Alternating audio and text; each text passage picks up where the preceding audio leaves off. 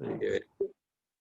Sí, eso, vamos a ver exacto cómo termina este año, a ver cómo se van agrupando las cosas, pero bueno, estamos en dos ciudades que tienen hasta ahora epidemiológicamente una buena respuesta. Valledupar sí está embolatadito por lo que veía por ahí, porque bueno, Sí, empezó. pero es que mandaron mucha gente de otras partes de la costa, no tanto de Valledupar, entonces se llenaron todas las UCI porque estaban aceptando de muchas partes de los pueblos vecinos, de los departamentos, y se congestionó esto, pero bueno, vamos a ver, como aquí cuidándonos y pues esperando a ver cómo se desenvuelve todo esto. Sí, Hay que tener paciencia y seguir cuidándonos. así es, no es de otra. Estamos bien. Ya llevamos 5 meses en esto porque ya hay que seguir en la línea. Sí, Y ya para que nos vamos a afanar. ampliando, sí. sí, yo sé que esto sigue hasta el otro año. Esto hay Claro. que seguir lo mismo. Ya yo me he concientizado de eso. Porque, ¿qué más? Así es. Sí. 19 participantes hay hasta el momento. Bien. La gente es así. Ahí se sigue. Este es el doctor Velasco. Vamos a llamarlo, vamos a llamarlo. Velasco, ¿cuál es la vaina? Estoy ahora saliendo del consultorio. Que iba a estar.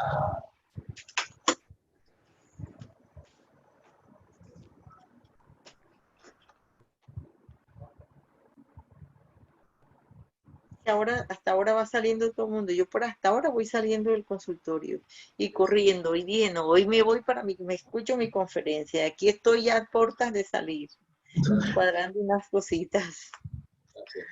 Sí.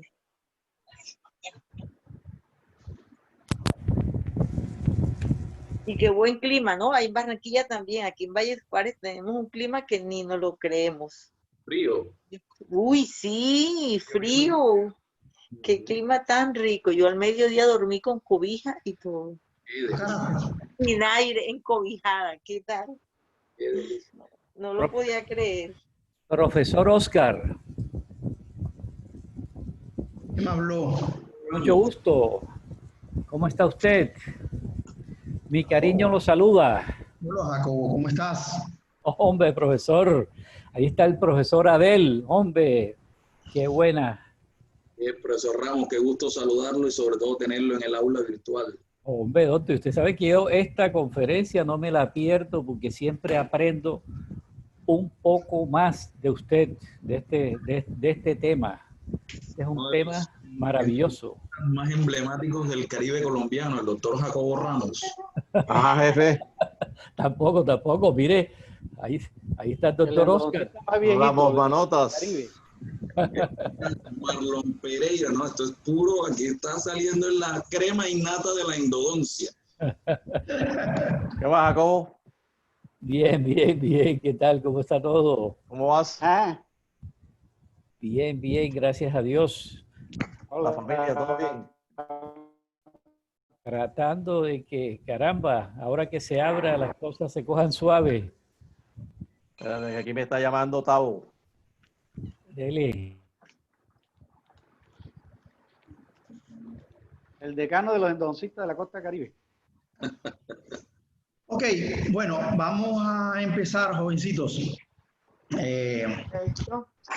Hoy tenemos el honor de tener a nosotros para dictarnos una charla el doctor Adel Martínez.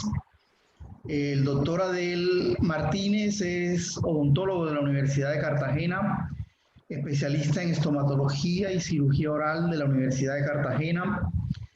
Hizo una maestría en bioquímica clínica en la Universidad de San Buenaventura. Realizó curso de implantología en la Universidad de Nueva York. Es profesor asistente de la Universidad de Cartagena. Profesor invitado a la maestría de implantología en la Universidad de Sevilla, en España. También a la maestría de periodoncia e implantología de la Universidad de Granada, en España. Es profesor invitado a la Facultad de Odontología de la USP en Ribeirão Preto, Brasil. Es autor de los libros Anestesia Bucal, Guía Práctica, Editorial Panamericana 2009, y Anestesia Bucal de la Evidencia a la Práctica, Editorial Panamericana 2018. Es conferencista nacional e internacional.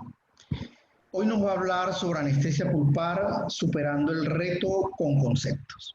Doctor Adel, por favor.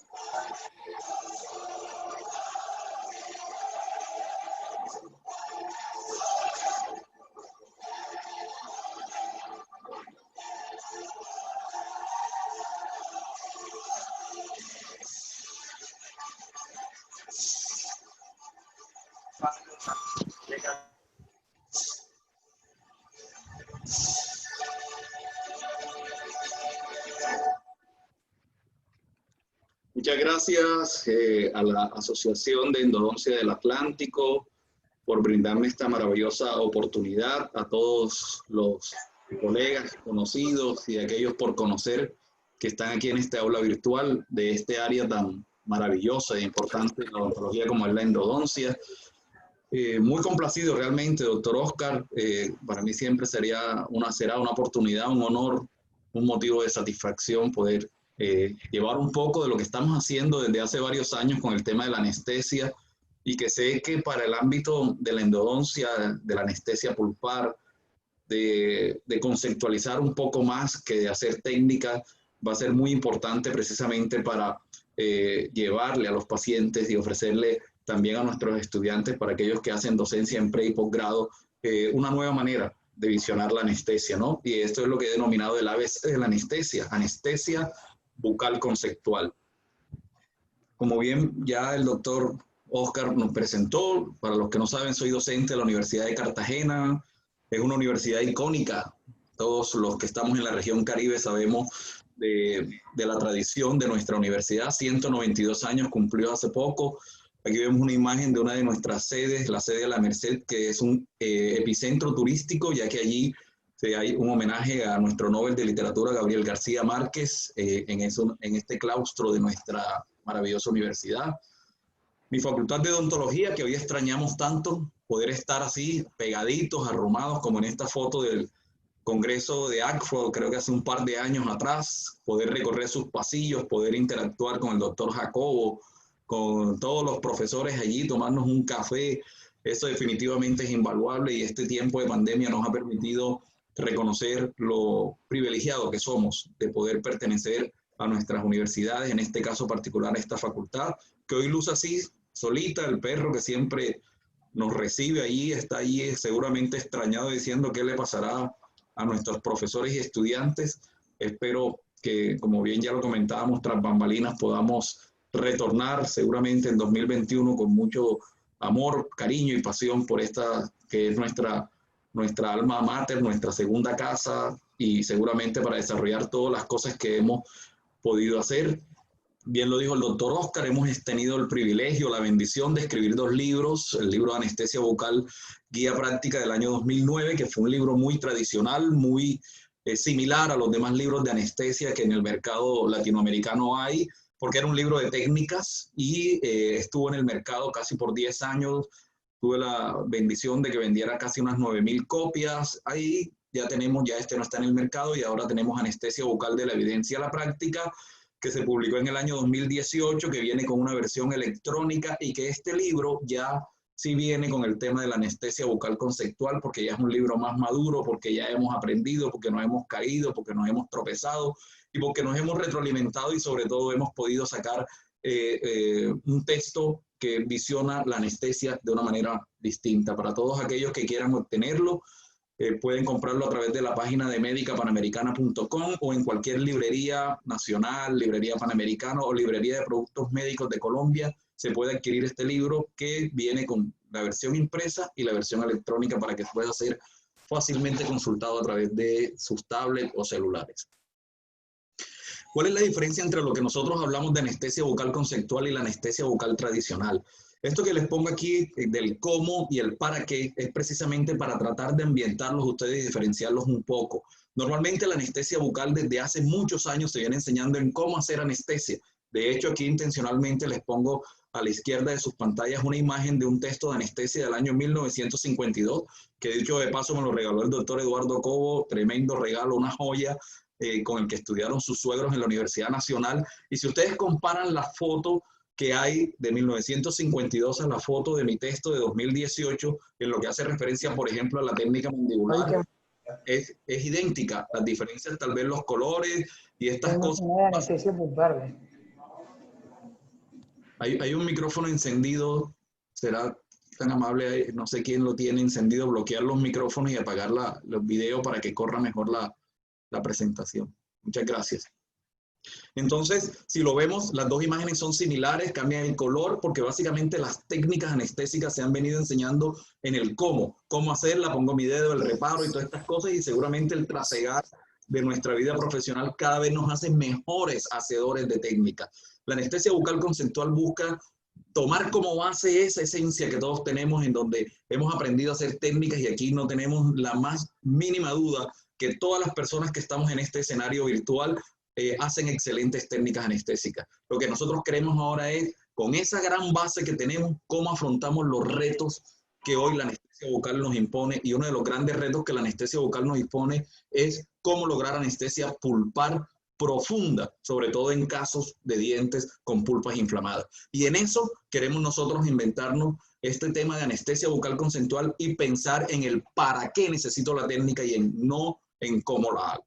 En ese orden de ideas, he conceptualizado este criterio de anestesia bucal conceptual, una marca registrada, patentada, que de hecho, después de casi 15 años de haber escrito un libro, solamente a principios de este año integramos todo lo que hemos venido haciendo en nuestras conferencias en este rubro que se llama anestesia bucal conceptual, y que esperamos que a partir de este momento se convierta precisamente en un derrotero que nos permita abordar nuestros pacientes, nuestros retos clínicos de una mejor manera.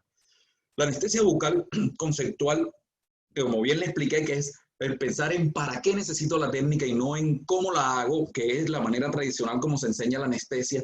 Si nosotros vemos, por ejemplo, en esta imagen, la anestesia o la técnica mandibular, que es una de las técnicas más tradicionales de la economía odontológica, del armamentario dental, fue descrita en el año 1884 por William Halsted, y si buscamos esos papiros viejos, libros más antiguos de 1950, nos damos cuenta que lo que describió Halsted es prácticamente lo mismo que hacemos en el cómo hoy en pleno 2020. Colocar el dedo, la línea oblicua externa, la línea oblicua interna, en fin, ya, y así la enseñamos. Los que somos docentes, así la enseñamos. Lo que trasegamos en una clínica universitaria, así la enseñamos y la exigimos. Y los que estamos en nuestra práctica privada de 5 años, de 10 años, de 20 años, de 30 años, así lo hacemos, ¿no? Porque así nos lo enseñamos. Y todo esto es el cómo. Pero nos vamos a dar cuenta que cuando yo contrasto, ¿cierto?, la selección de una técnica anestésica con mi necesidad clínica, probablemente el cómo se convierte en la principal falencia que nosotros como profesionales tenemos en lo que hace referencia al control del dolor para un procedimiento dental específico. Por ejemplo, vamos a poner un ejemplo clásico, un ejemplo que le toca a ustedes los endodoncistas, el famoso hot molar. Así lo han llamado inclusive los endodoncistas de Norteamérica, europeos, en muchas conferencias que a veces veo por allí en los webinarios, el molar caliente, ¿no? Vamos a poner un ejemplo de un procedimiento que se haga en el primer molar mandibular. Si quieren, escogemos el 36. ¿Listo? Paciente que llega a tu consulta con el 36, vamos a poner 3 procedimientos diferentes. Uno que sea un raspado a campo abierto, un paciente con periodontitis. El otro, un paciente que llega con una sintomática, esa pulpitis que ustedes manejan y que diagnostican perfectamente bien, y que nos han enseñado, por ejemplo, a los que no somos endodoncistas, a abordarla, a diagnosticarla, sin decir con esto que la manejo, pero se la puedo remitir con más confianza a la doctora Isel Tobar, que es la endodoncista con la que estoy trabajando, al doctor Ramos, a mi querido amigo Marlon, con más confianza, ¿no? Porque ya yo sé cómo se diagnostica, ¿no? Pues bien, si yo tengo este primer molar, ¿cierto? Que es ese hot molar, que requiere un tratamiento de conducto en un paciente con una pulpitis, en ese primer molar mandibular, y además tengo otro tercer caso de un paciente que requiere una extracción dental de un resto radicular en ese mismo 36. ¿Qué tenemos aquí en el panorama? 3 procedimientos dentales en el mismo órgano dental, en el 36, pero que los 3 tienen 3 connotaciones clínicas diferentes, 3 diagnósticos distintos. La pregunta es, ¿qué bloqueo anestésico hago para realizar cada uno de estos procedimientos? ¿Cierto? Ustedes pueden pensarlo, no necesitan responderlo. Unos segundos para pensar qué técnica anestésica utilizo, ¿cierto? Para poder abordar estos 3 procedimientos o tal vez aún pensar, ¿es la misma técnica para los 3 procedimientos? ¿Será que se varía? O tal vez si quieren, ¿cuál es la técnica que yo utilizo para hacer un tratamiento endodóntico en mi paciente que llega a la consulta con una pulpitis sintomática? Esa de fin de semana, que el paciente llega el lunes a las 8 de la mañana y le dice, doctor, haga lo que tenga que hacer, yo no he podido con este dolor. ¿Cuál es la técnica que utiliza, no? Entonces, si nosotros nos vamos a la enseñanza tradicional, muy probablemente ustedes habrán pensado, algunos, probablemente muchos, poquitos, no sabemos, eso queda en su pensamiento, ¿cierto? Que la técnica indicada para hacer esa endodoncia a ese paciente con pulpitis, para hacer el raspado en un paciente con periodontitis o para hacer la extracción del resto radicular en el mismo primer molar es la técnica mandibular, ¿no? Esa técnica descrita en 1882. Y ustedes saben cómo hacerla. Abro mi boca, pongo mi dedo, unos ponen el dedo, otros no lo ponen, unos usan aguja larga, otros usan aguja corta, unos lo hacen de manera directa, otros lo hacen de forma indirecta, otros llevan el cuerpo de un lado, en fin, la manera de cómo hacerlo no hay problema, pero es la selección, porque es lo que a mí me enseñaron. Cuando yo leo el libro tradicional, me dice técnica mandibular está indicada en procedimientos, por ejemplo, en la región molar mandibular. Cuando te dicen procedimientos, te engloban todos los procedimientos que eso implique. La anestesia bucal conceptual te está llevando a que pienses y difieras que para cada situación clínica, ¿cierto? Siempre va a haber o vas a tener la necesidad de cambiar el abordaje anestésico. Y en el caso particular de lo que hacen ustedes los endodoncistas, ¿cierto? Que es atender pacientes con dolores pulpares, hay una triste realidad que nos muestra la evidencia científica, la experiencia clínica, que probablemente es la que muchos de ustedes tienen. Para aquellos que no son docentes universitarios, esa experiencia es súper valiosa. Para los que combinan la práctica privada con la docencia universitaria, esa experiencia te permite discriminar, hacer procesos de investigación, escribir artículos, pero seguramente cuando ustedes están enfrentados a atender a un paciente con este dolor pulpar en ese primer molar mandibular, una de las realidades que se pueden encontrar es lo que muchos autores han publicado desde hace ya una década casi, ¿cierto? En la que dice que la técnica mandibular convencional, esa que preconizó Halsted en el año 1882, es la más frustrante y la menos efectiva de todas las usadas en odontología. Cuando yo contrasto la técnica mandibular con el concepto, y aquí ya empezamos a aprender conceptos. ¿Con qué concepto? Anestesia pulpar, ¿cierto? Y sobre todo en tejidos inflamados. Quiere decir esto que cuando yo planifico mi tratamiento endodóntico, y yo tuve la oportunidad y la bendición de trabajar en el posgrado de endodoncia, en la electiva de anestesia, y con ellos aprendí mucho sobre ese andamiaje endodóntico que me parece hasta maravilloso, el rotatorio, todos estos aparaticos que en endodoncia hoy por hoy tienen, cómo se minimiza el uso de radiografía, todo ese trauma de pregrado que uno tenía, ya eso sé que ha cambiado mucho, he tenido la posibilidad de estar y eso es maravilloso, ¿no? Pero resulta que antes de hacer utilizar el Wave One, me perdonan si lo pronuncio mal o si lo estoy diciendo de manera errada, el rotatorio maravilloso estos espectaculares que ustedes tienen, yo tengo que abordar la cámara, yo tengo que remover esa pulpa inflamada. Y para poder lograr eso, yo tengo que hacer una anestesia pulpar profunda. Significa esto, mis queridos doctores, que cuando ustedes tienen paciente con un diagnóstico de una pulpa inflamada, ustedes lo saben diagnosticar más que cualquiera, nos lo han enseñado a nosotros, y planeo mi acto, voy a hacer una apertura, voy a hacer remoción de cámara, voy a utilizar X lima, voy a hacer X cosa, voy a hacer tal cosa, en el segundo tiempo quirúrgico, después de la desinfección y la asepsia, que es la anestesia bucal, no pienses en cómo voy a hacer, sino en para qué necesito. Y el para qué te enseña este primer concepto, que es el que vamos a explorar en esta conferencia, anestesia pulpar. ¿Qué grado de anestesia pulpar necesito? ¿Necesito una anestesia pulpar moderada o necesito una anestesia pulpar profunda? Nosotros, por ejemplo, en cirugía, para hacer la extracción dental, no siempre necesitamos anestesia pulpar profunda. Con una anestesia pulpar moderada se puede hacer la extracción, por ejemplo, de un tercer molar o de un diente con pulpa vital que requiere una exodoncia, ¿no? Pero en endodoncia, muy probablemente ustedes como endodoncistas necesitan de anestesia moderada, pulpar moderada, a anestesia profunda, sin decirles que probablemente sus necesidades siempre van encaminadas a una anestesia pulpar profunda. Pues bien, la técnica mandibular es la más frustrante de todas. Quiere decir esto, que en estos dos procedimientos, por ejemplo, en el raspado, que hay una periodontitis, un tejido inflamado, o en el caso de la pulpitis, la técnica mandibular probablemente sea una técnica pasada de moda. Y el profesor Stanley Malamet en este artículo de 2011 ya visionaba y se atrevía, claro, él es un ícono de la anestesia en el mundo, y se atrevió a escribir un artículo para decirle a todos nosotros, ¿será que la técnica mandibular está llamada a pasar de moda? ¿Ya? Y sobre todo cuando estamos en este escenario, yo me atrevería a decir, y lo digo con mucho cariño y con mucho respeto, que la técnica mandibular convencional, el principio activo convencional, que es lidocaína al 2% con epinefrina, 1 en 80.000, en cartucho plástico que se comercializa mucho en Colombia, estaría pasada de moda cuando yo estoy en un escenario en donde necesito anestesia pulpar profunda, o cuando a mí me invitan a una conferencia de la Asociación de Endodoncia de la costa, del mundo. Habría que decir, aquí no podemos hablar de mandibular, porque lo que nosotros requerimos es una anestesia pulpar profunda.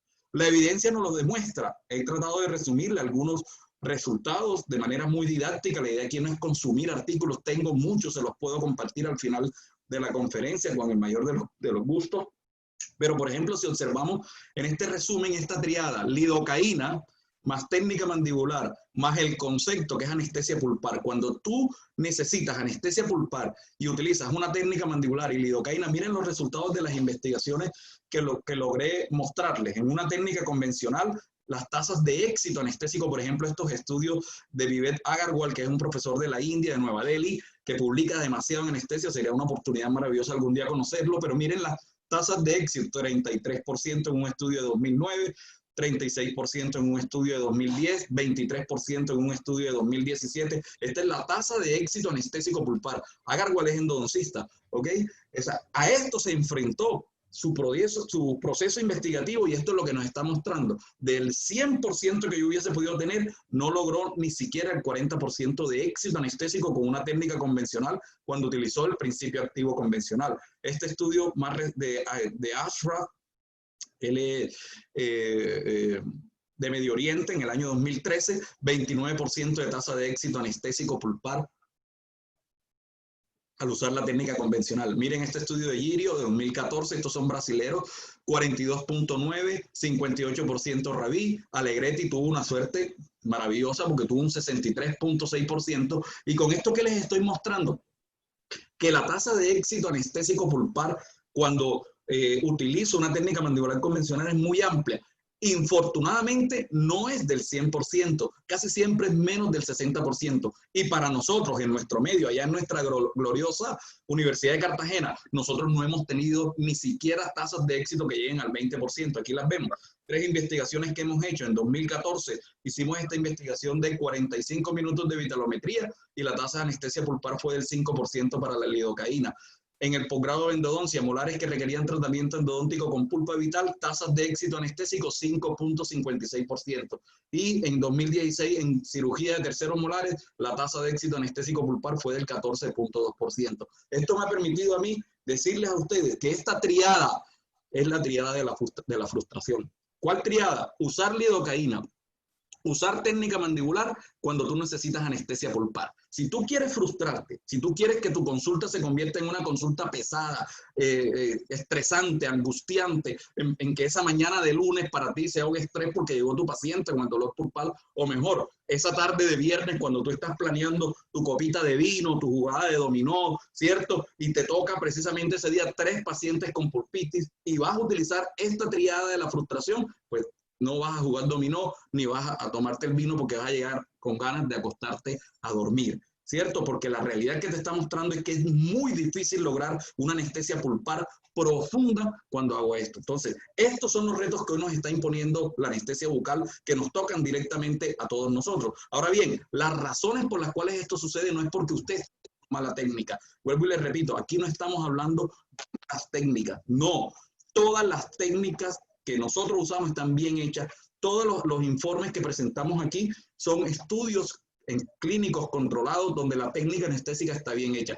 Si esto pasa con una técnica bien hecha, imagínense lo que sucede con una técnica mal hecha. No quisiera ni siquiera pensar cuál sería la estadística. Estamos hablando que la estadística es muy baja en pacientes y en profesionales que están utilizando una técnica depurada. Y esto nos demuestra aún más que el cómo no te garantiza éxito anestésico pulpar. El cómo, que es la anestesia tradicional, no te garantiza anestesia pulpar profunda. Por eso la conferencia se llama ¿Cómo supero el reto de la anestesia pulpar con anestesia bucal conceptual? ¿Correcto? Miren las razones por las cuales esta pulpa no se encuentra bien anestesiada. Hay muchas razones, les pongo algunas. Por ejemplo, la acción de los nociceptores de la inflamación, ¿no? Estos nociceptores de la inflamación, ¿cierto? Sobre la pulpa dental generan una serie de fenómenos muy importantes, como por ejemplo la reducción del umbral por intermediación de estos mediadores. El umbral doloroso en un paciente que tiene una pulpa inflamada, un tejido en general inflamado, ¿cierto? Se reduce.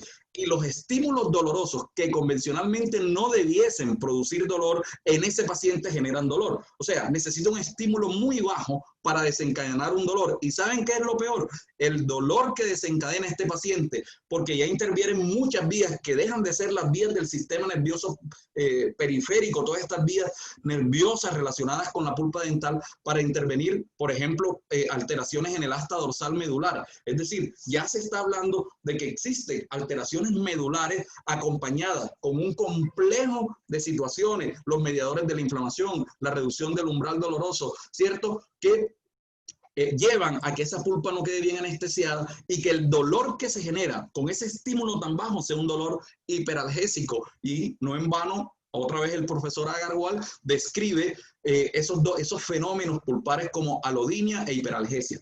¿Qué es la alodinia?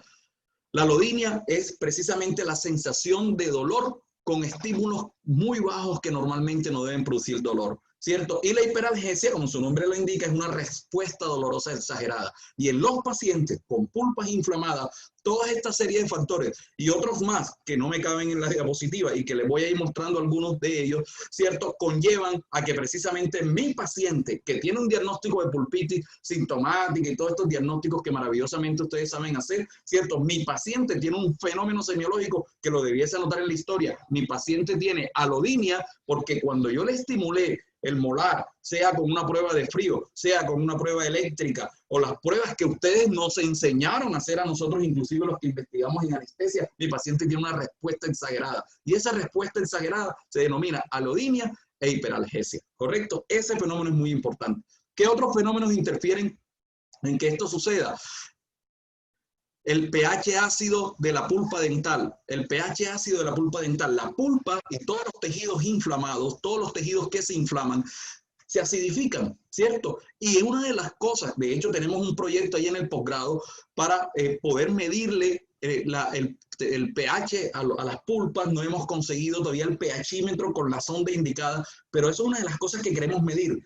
El pH de la ecología de la cámara pulpar y qué tanto este pH ácido, como lo van a ver ahora rápidamente, este pH ácido influye en la eficacia anestésica. Otro elemento, la acidez de los anestésicos. Hoy voy a hacer un muy buen paréntesis para mostrarles a todos ustedes que a nosotros, ¿cierto? No nos han dicho que los anestésicos que usamos convencionalmente en odontología son anestésicos ácidos. Y una de las cosas que les voy a mostrar es que la acidez de esos anestésicos, sumada a todos estos factores, ¿cierto? Son uno de los elementos relevantes para que no exista una eficacia en la anestesia pulpar, para que no haya una anestesia pulpar profunda. Es como si nosotros supiéramos de una realidad que es esto que estamos viendo aquí, pulpas inflamadas, nociceptores de la inflamación, alodinia, hiperalgesia, y además de conocer eso, ustedes coloquen una solución ácida, ¿correcto? Esa solución ácida también influye en la eficacia anestésica y precisamente eso lo podemos cambiar y lo podemos cambiar cuando lo reconozco, cuando me lo dicen, cuando lo tengo claro en mi concepto y entonces yo empiezo a ver cómo modifico esta realidad para beneficio de mi paciente, para beneficio de mi práctica clínica. Otra cosa también importante que muchas veces no tenemos en cuenta y que es una realidad para lo que les voy a concluir, es que la anestesia en maxilar superior, ustedes lo saben, es exitosa y la anestesia en la mandíbula no tanto. Esas cifras que yo les mostré de anestesia pulpar tan bajas son cifras de la región molar mandibular. Pero cuando yo contrasto las cifras de la región molar mandibular con las cifras del maxilar superior, me doy cuenta que la tasa de éxito anestésico en maxilar superior es mejor. Y lo que uno presume es que todos estos fenómenos, la acidez de la pulpa, los nociceptores, el pH ácido de los anestésicos, es igual para maxilar superior y maxilar inferior. Pero ¿por qué entonces en maxilar superior la anestesia es exitosa? Porque hay un fenómeno súper importante, mis queridos doctores, y es que los anestésicos locales necesitan difundirse de manera adecuada a través de las estructuras óseas, porque las gingivales lo hacen muy fácilmente a través de las estructuras óseas y llegar a esa región apical para producir una anestesia pulpar profunda. Es así como entonces las técnicas anestésicas, por ejemplo, intraóseas u ociocentrales, le facilitan a la solución anestésica ese proceso de difusión, porque tú estás atravesando estas corticales megagruesas que tiene la mandíbula, ¿no? Y estás llevando la solución anestésica en las postrimerías de la región apical. Y es precisamente en esas postrimerías de la región apical donde estos fenómenos que están presentes, ¿cierto?, son vulnerados por una solución que tú estás inyectando y precisamente con una modificación que ya te voy a enseñar.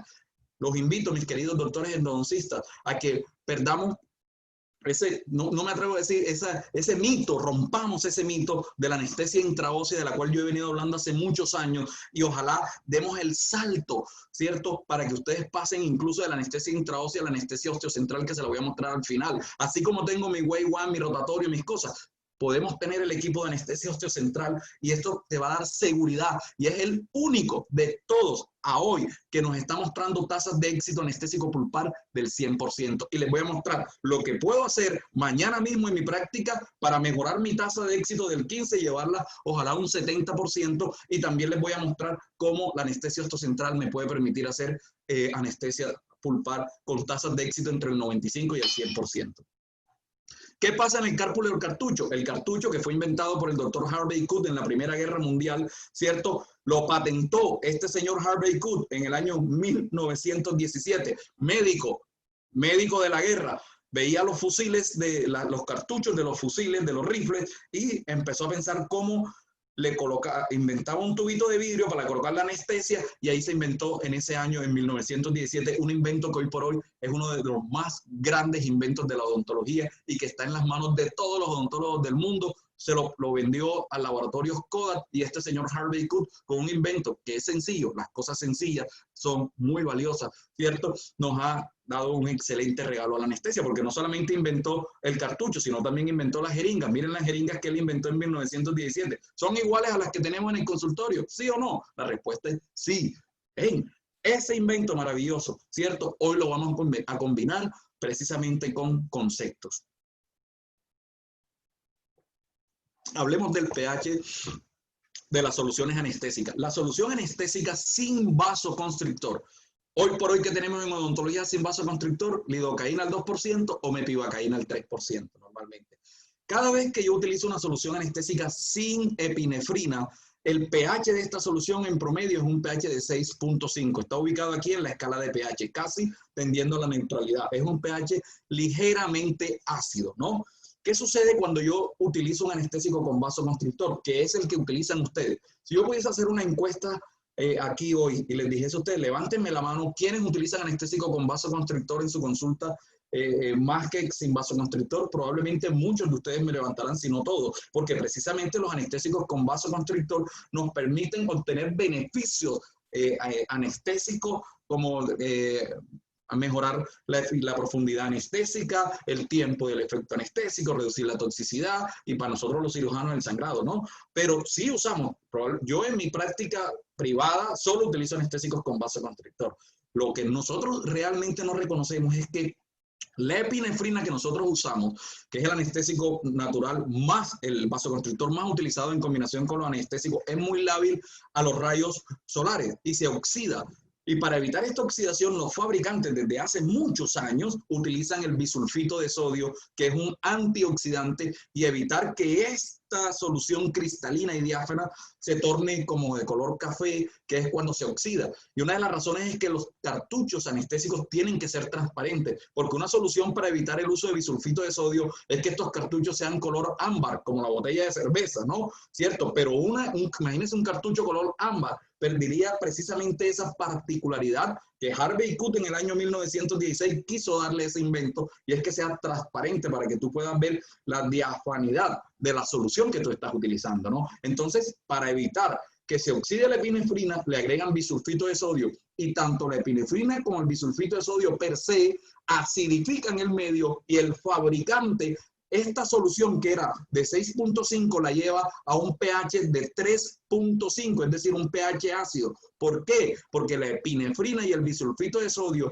en un pH ligeramente ácido o inclusive alcalino, después de 24 horas pierde su actividad, es decir, no tiene una vida prolongada, ¿no? Entonces, para poder estabilizar la epinefrina, se acidifica el medio y estamos utilizando entonces anestésicos con pH de 3.5. Es como si le agregáramos unas gotas de limón al cartucho anestésico, ¿no? Ahora bien, si ya yo sé esto, ¿vale? La pregunta que yo me tendría que hacer es, ¿qué tanto esto influye en la eficacia anestésica? Miren este cuadro de una de las investigaciones que por ahí les muestro, cómo el doctor Bushkill logró medir los pHs de estos principios activos, y miren los pHs en promedio fueron de 4.13, es decir,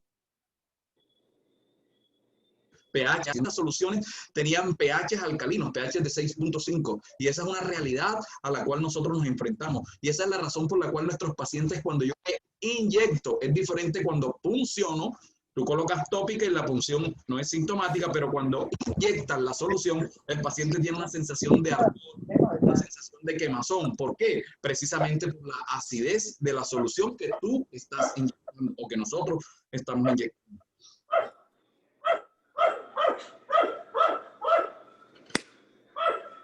El micrófono abierto, tengan la amabilidad, me pueden colaborar cerrando el micrófono. Vamos a identificar quién es. ¿Quién será? ¿Quién será el perrito? Hay un perrito por ahí ladrando. Debe ser el perrito de la facultad. No logro identificar quién tiene el micrófono abierto.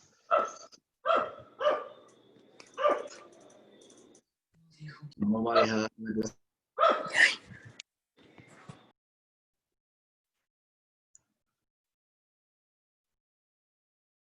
Ok. Bueno, continuemos entonces.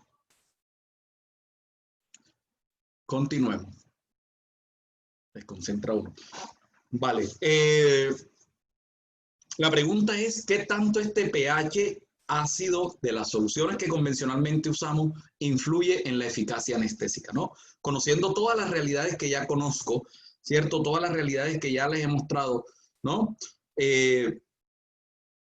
Que habría que preguntarse qué tanto esto influye en la eficacia anestésica, ¿no? Entonces vamos a mirar a ver algunas de las razones que llevan. Miren, cuando yo inyecto una solución con vasoconstrictor cualquiera, lidocaína, articaína, la propia mepivacaína que también viene con epinefrina, ¿no? Cualquier solución con epinefrina que va a tener un pH ácido de 3.5, de 4, 4.1, ¿vale? Cuando yo le inyecto en cualquier técnica que tú utilices en un tejido sano, por ejemplo, un tejido sin procesos infecciosos, inflamatorios, que de pronto es aquel procedimiento de rutina que nosotros hacemos en zonas donde no haya procesos inflamatorios infecciosos, pues resulta que ese tejido tiene un pH de 7.4. La solución que yo inyecto normalmente, cuando la inyecto, ella está en una forma que se llama forma ionizado-catiónica. Esto es lo que se llama coeficiente de disociación. No vamos a entrar en química ni nada de esto. Solo quiero darle unos datos interesantes. Cada vez que yo inyecto la solución, ¿cierto? Y tengo esta relación de pH, es decir, un pH en el medio, 7.4, y un anestésico ácido como el que utilizo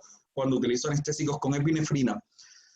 La forma ionizada o catiónica, ¿cierto? Que es la forma de la solución anestésica cuando recién la inyecto, lo que hace es liberar siempre un ion hidrógeno. Ella libera un ion hidrógeno para convertirse en una forma que se llama base libre o forma no ionizada. Esta base libre es la responsable de atravesar la bicapa lipídica de la fibra nerviosa, que es un requisito sine qua non que tiene que existir para que se produzca el efecto anestésico. Es decir, los anestésicos locales actúan penetrando la doble capa de lípidos de la fibra nerviosa y tienen una acción en el citoplasma de la fibra. Si la solución no entra dentro de la fibra, no actúa. Termina disociándose aquí afuera, se va a través del torrente sanguíneo y se excreta por vía renal, no generando ningún tipo de acción anestésica, ¿correcto? Así que necesariamente la solución se convierte en una forma de base libre para penetrar la doble capa lípido.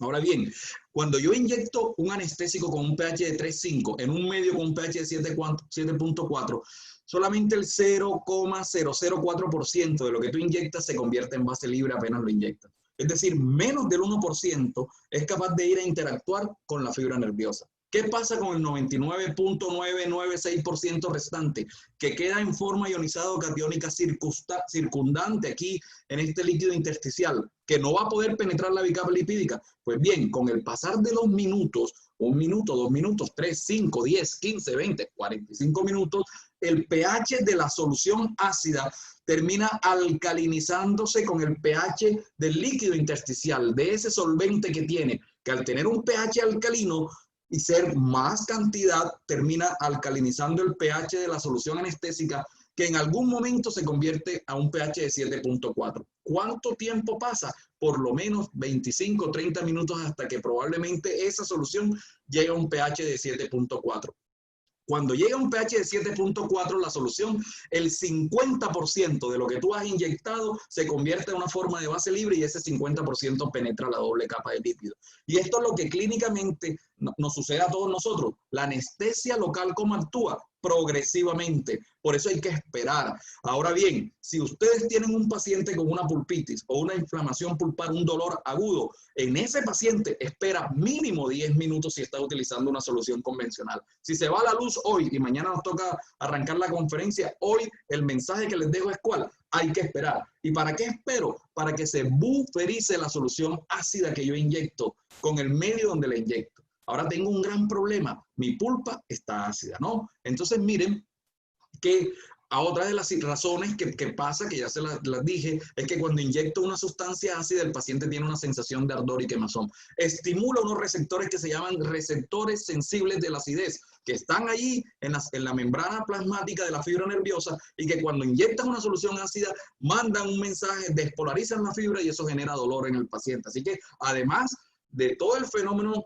de la eficacia anestésica, también estoy generando precisamente una sensación de dolor, que es ardor o quemazón en el paciente por inyectar esta sustancia ácida, ¿no? Entonces, ¿qué aprendimos en este ejemplo? Que cuando yo inyecto una sustancia con un pH de 3,5 en un medio con un pH de 7,4, solamente el 0,004%. Hay un micrófono abierto, le agradecería, por favor. El hoster de la reunión también puede cerrar y bloquear todos los micrófonos y dejar abiertos nada más los del conferencista para evitarnos esta situación. La forma no ionizada o base libre, decíamos, ¿cierto? Solamente el 0,004% penetra la bicapa lipídica cuando tengo esta relación. Tejido sano, pH de 3,5. ¿Qué creen ustedes que sucede cuando yo inyecto la solución anestésica con epinefrina, que tiene un pH de 3,5 en un tejido inflamado? Llámese un absceso gingival, llámese una pulpitis, llámese una periodontitis, cualquier tejido inflamado se acidifica y su pH puede llegar a 5, es decir, el líquido intersticial que antes era de 7,2 ahora es de 5. Si yo inyecto una sustancia ácida en un tejido ácido, el fenómeno de ionización es el mismo. Se libera el ion hidrógeno, se forma una base libre, pero la cantidad de base libre que se forma cuando yo tengo esta relación consistente de disociación es incuantificable. Es decir, si aquí se forma 0,004%, ¿cuánto se forma acá en esta relación? Menos del 1%. Tendría que esperar mucho tiempo para que esta solución se alcalinice, pero como está en un medio ácido, lo máximo que puede pasar es que esta solución llegue a 5. Y cuando llega a 5, por lo menos un 10-15% se está convirtiendo en base libre y está penetrando. Y eso es lo que te responde a ti el por qué la solución anestésica ácida que yo inyecto no me produce un efecto anestésico pulpar profundo en mi pulpa inflamada. ¿Ya? Y allí hay que cambiar. Ya les estoy dando una razón. Ya estamos viendo cómo la acidez de la solución que yo agarro en mi cartucho está influyendo en que no pueda lograr anestesias pulpares profundas y que tenga esas tasas de éxito que no son tan buenas y que son demasiado amplias y que no llegan al 100%. Y esos son los retos a los que nos afrontamos y queremos venir a hablar. Ahí están los retos. Todos aquellos procedimientos dentales que requieren una anestesia pulpar. Hoy por hoy soy un reto para la anestesia y allí ustedes pueden resaltar lo que ustedes como endodoncistas hacen constantemente, que es el manejo del dolor pulpar.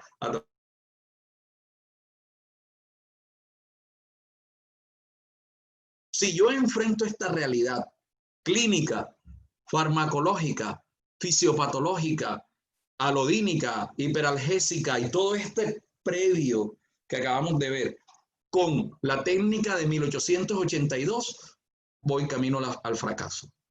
Por eso nos hemos ideado la anestesia bucal conceptual. Y la anestesia bucal conceptual te invita a que cuando vayas a planear tu acto, pienses en qué requiere. Y ustedes requieren anestesia pulpar profunda. Si lo que tú requieres es anestesia pulpar profunda, tienes que pensar primero en los conceptos.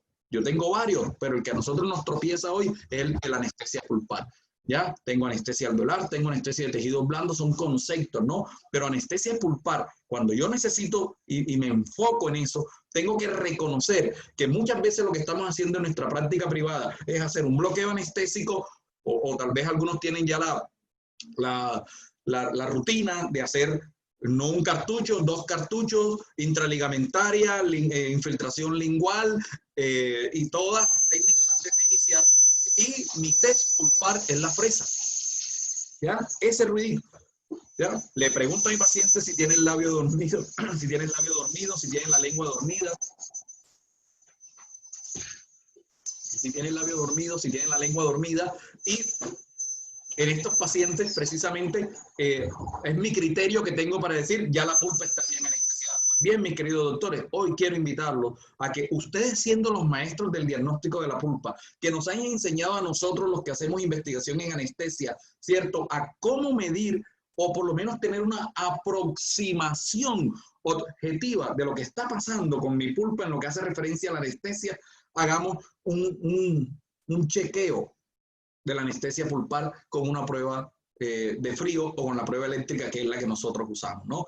Antes de llegar a hacer la apertura, ¿cierto? Antes de llegar a hacer la remoción de esa restauración que está percolante, que tiene una caries subyacente que compromete la pulpa, antes de tomar la fresa, voy a hacer una prueba para ver qué nivel de anestesia tiene mi pulpa. No el labio, no la lengua, no el ojo, no la nariz, no media cara, porque a mí no me interesa eso. De hecho, ustedes hoy conmigo van a aprender algo, y es que ustedes no deben preocuparse por anestesiar lengua, labios y cara, porque ustedes no van a hacer nada con lengua, labios y cara. Nos vamos a concentrar en anestesiar la pulpa dental.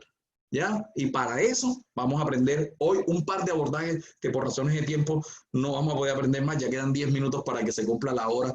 Me voy a robar unos minutos al doctor Oscar, ¿no? Entonces miren lo que hacemos. Identificar cómo está la pulpa anestesiada utilizando la vitalometría. El vitalómetro, que desde el año, ahí está, 1996, empezó a publicarse como una herramienta para el diagnóstico, para determinar la eficacia anestésica pulpar. Esto es un paciente del posgrado de endodoncia, una de las investigaciones que hicimos allí hace unos 3-4 años con el sistema XTIP de anestesia intraósea. Miren, una paciente con pulpitis que llegaba a hacerse la endodoncia de esto, y está el catéter que se colocó, y miren cómo el vitalómetro, cuya máxima lectura es 80 microamperios, ¿cierto?, va paulatinamente subiendo a 40 y la paciente no presenta sintomatología después de haber usado una anestesia intraósea. 47, ese es en vivo, en tiempo real, firmado con un celular, lo está haciendo un residente del posgrado de endodoncia, con el que hicimos una investigación en su momento, y que nos permitió precisamente inclusive tener esa vivencia y explorar, y él seguramente en su práctica privada está utilizando la vitalometría como una muy buena herramienta para determinar qué tan bien anestesiada está la pulpa. Miren cómo va a llegar a 80, que es la máxima lectura. cuando este vitalómetro llega a 80, ¿cierto? Esto te da una presunción y es cuál. Mi pulpa está de moderada a bien anestesiada. Tú puedes tomar con más confianza la fresa para hacer la apertura, ¿cierto? E inclusive en una técnica mandibular, con las modificaciones que voy a hacer, siendo las tasas de éxito anestésico en un promedio entre el 10 y un 65-70%, voy a tener la posibilidad de que a pesar de que mi vitalómetro me llegue a 80, haya sintomatología en la apertura. El gran problema que hoy tenemos en anestesia bucal es lograr anestesia pulpar profunda, pero esto te da una aproximación muy importante. O si no tenemos el vitalómetro, la prueba de frío. La prueba de frío previa, antes de la anestesia, y la prueba de frío posterior, la prueba eléctrica con vitalometría antes de la anestesia y posterior a la anestesia, te va a dar un derrotero, ya que te permite entrar con más confianza a saber si la técnica que tú utilizaste, si el principio activo que usaste, si la modificación del principio activo que usaste te está generando una anestesia pulpar adecuada. Hoy por hoy, ¿qué estamos haciendo? La buferización de los anestésicos locales. Esto lo aprendimos hace unos 3 años, esto no es nuevo. Hace 10 años lo han venido haciendo, hemos seguido al profesor Stanley Malamed, hemos seguido al profesor Agarwal en todo lo que he venido haciendo. Hemos hecho investigaciones en nuestro posgrado de estomatología y cirugía oral. Teníamos un proyecto para el posgrado de endodoncia también, espero algún día poder realizarlo con el mayor de los gustos. Y esto es lo que yo hago en mi consulta privada. Todos mis anestésicos hoy por hoy que estamos utilizando son buferizados. De hecho, aquí en el panel está la doctora Isel Tobar, que tuvimos la oportunidad de hacer una endodoncia hace un par de semanitas y en donde utilizamos anestésicos buferizados y la experiencia fue maravillosa, porque esa es otra de las cosas. Una cosa es hablarlo, una cosa es leer el artículo y otra cosa es tener la vivencia en mi consulta, vivirla con mi paciente y aprender de esa vivencia, como la buferización de los anestésicos locales, que es alcalinizar el anestésico, me está permitiendo lograr anestesias pulpares más profundas, menos dolor, menos quemazón en el paciente, menos cantidad de solución anestésica, menos reinyecciones, más comodidad para poder irme a tomar mi copita de vino y hacer mi juego de dominó después de mi consulta de 3 pacientes con pulpitis. ¿Cómo la hago? Lo que hacemos es inyectarle la solución anestésica bicarbonato de sodio al 8.4% en solución. Estas son las dos presentaciones que tenemos. Un bicarbonato de sodio en un frasco de 50 ml que no venden acá en Colombia, lo compramos en Estados Unidos, y esta que venden aquí en Colombia, aquí en Cartagena, porque yo estoy seguro que ojalá, ahora que se acabe la conferencia, me escriba Jacobo, me escriba Marlon, me escriban todos. Pásame el contacto que quiero comprar bicarbonato, te invito a mi consultorio a que te tomes un café y hagamos buferización, y con el mayor de los gustos lo haría, ¿no? Bicarbonato de sodio en ampollas al 8.4%, en una ampolleta que trae 10 ml, ¿no? ¿Esto? ¿Qué es lo que necesito? ¿Qué materiales necesito para buferizar? 2 jeringas de insulina, ¿cierto? Aquí están las 2 jeringas de insulina, nuevecitas. Una es para retirar el anestésico y la otra es para retirar el bicarbonato de sodio. Ya les enseño cómo hacerlo, ¿vale? Y los anestésicos que deseo utilizar. Yo tengo el derrotero ahí en el consultorio, cárpule de plástico de lidocaína al 2% con epinefrina, y la articaína al 4% con epinefrina. Esta buferización solo se hace en anestésicos con vasoconstrictor, que son los anestésicos que tienen el pH ácido. Cuando yo inyecto bicarbonato de sodio, por ejemplo, lo que se produce, lo primero relevante es el cambio del pH. La solución que tiene un pH de 3,5, de 4, se convierte inmediatamente a un pH de 7, 7,1 hasta 7,4, que es el pH, ¿cierto?, del tejido. Quiere decir esto que si se acuerdan de lo que les enseñé, apenas tú inyectas la solución, una gota del anestésico, el 50% de lo que tú inyectas, al tener el mismo pH del tejido, donde lo inyectas, el 50% se convierte en base libre y ese 50% penetra la bicapa lipídica. Mientras tú tenías en el escenario tradicional 0,004% penetrando la bicapa lipídica. ¿Y eso se traduce en qué? En una anestesia inmediata, el paciente te lo refiere, ¿cierto? Y al tener más cantidad de base libre penetrando la doble capa de lípidos, vas a tener más cantidad de solución anestésica en el citoplasma uniéndose en el receptor del canal de sodio dependiente de voltaje, que es donde actúan los anestésicos locales y lo bloquea. ¿Correcto? Y esto significa que vas a necesitar menos cantidad de solución, anestesia más profunda, y que cuando estás ante una pulpitis, es decir, tengo una pulpa inflamada, una pulpa con un pH de 5, de 4,2, ¿vale? Tú le estás inyectando una solución alcalina que inmediatamente también te va a alcalinizar el medio, ¿no? Cuando tú inyectas en un tejido con un pH de 5, esa solución de 7,4, la solución alcaliniza el medio.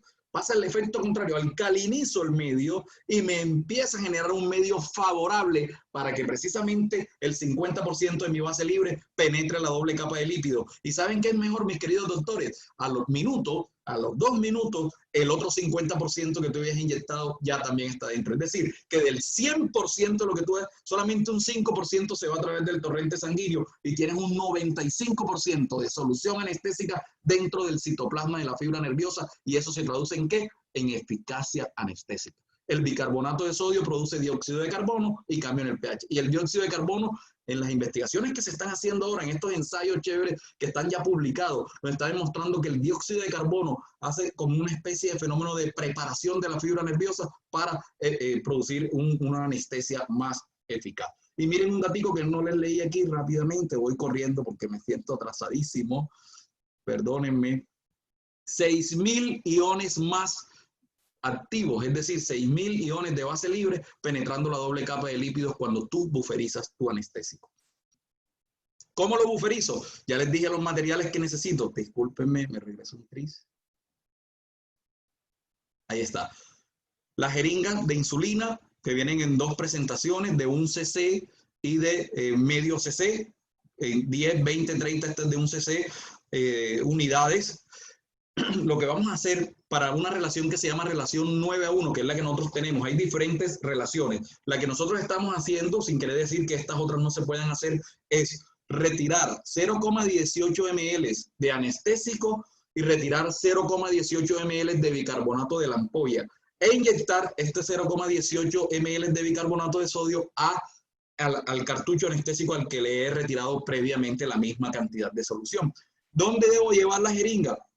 Una rayita antes del 20, ¿cierto? Aquí donde les estoy mostrando una rayita antes del 20, ahí es 0,18 ml. Si esta es una jeringa de 1 cc, el cartucho tiene 1.8 cc. Yo estoy retirando solamente un 10% de la cantidad de la solución anestésica. 0,18 cc, tanto del cartucho como del anestésico. Aquí está el artículo del doctor Gutschel. Esta técnica se llama Remove and Replace, ¿no? Y les enseño la relación 9:1. Hay otro tipo de relaciones también que también vamos a aprender y que con mucho gusto se las comparto, pero nos concentramos aquí. Miren cómo se hace.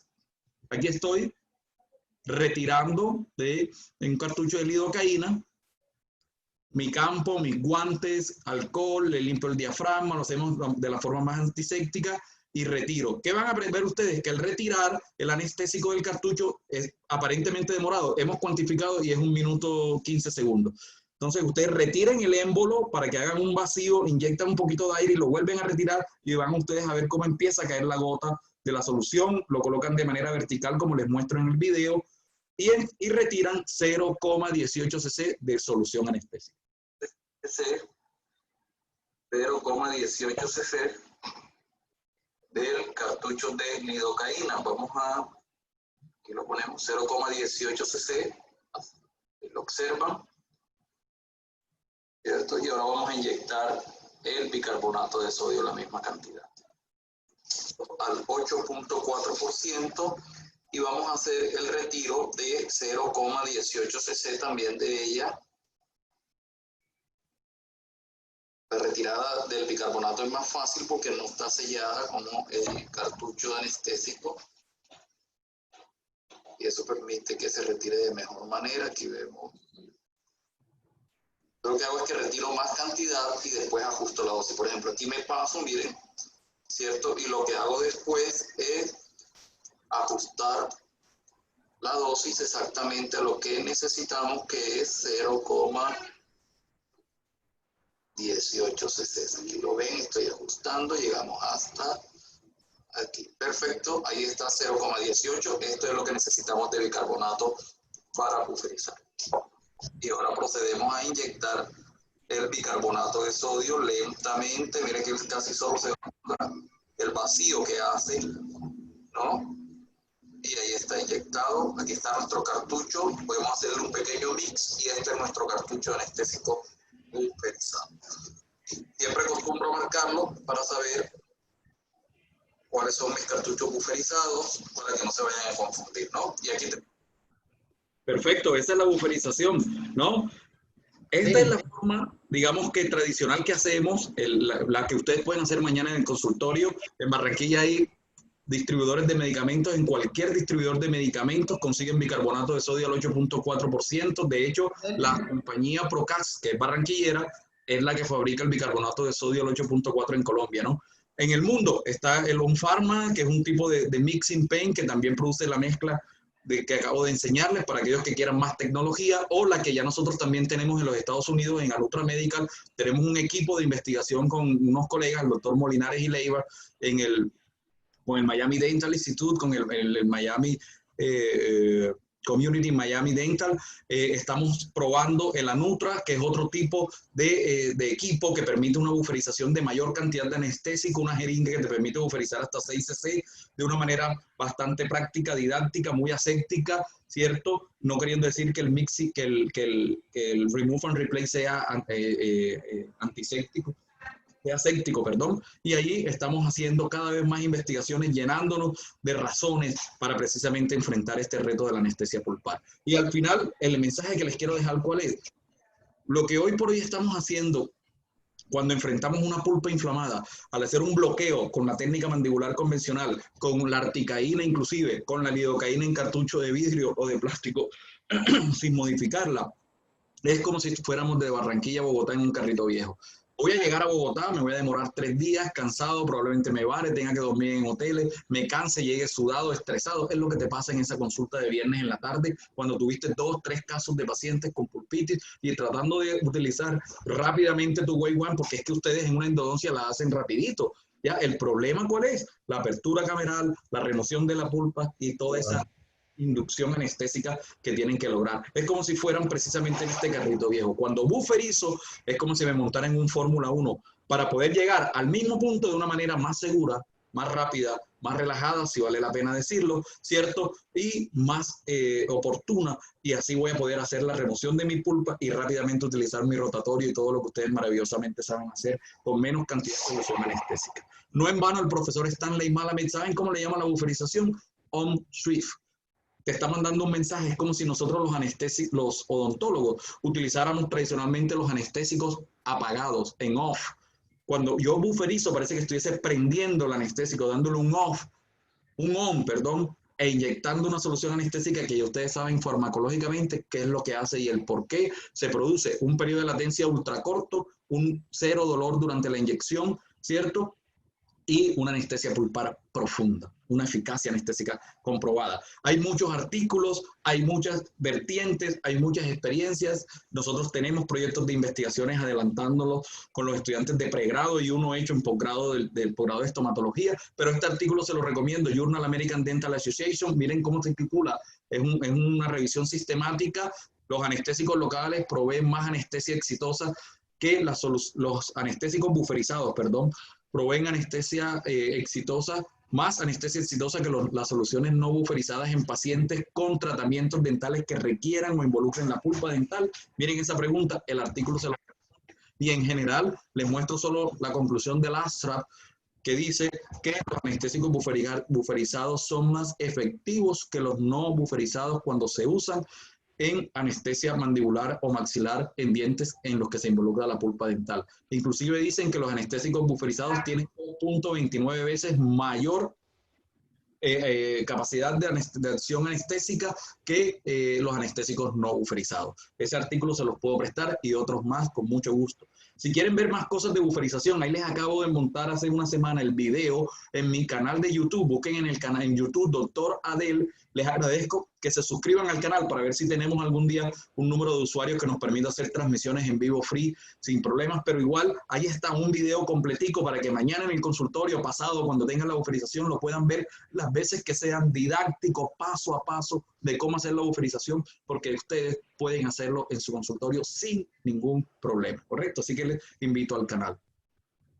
Finalmente, los abordajes anestésicos. Para eso, ¿cómo utilizar la articaína? La articaína no funciona igual si tú la utilizas, ¿cierto?, en un bloqueo mandibular convencional. Tienes que cambiar el abordaje anestésico y ha demostrado la articaína, por ejemplo, que provee eficacia cuando se infiltra la mandíbula, y esta es una de las cosas que voy a enseñar. Aprendimos en una investigación que hicimos en el posgrado de estomatología que publicamos en el Tropical Dental Journal, donde comparamos articaína con lidocaína en un bloqueo convencional.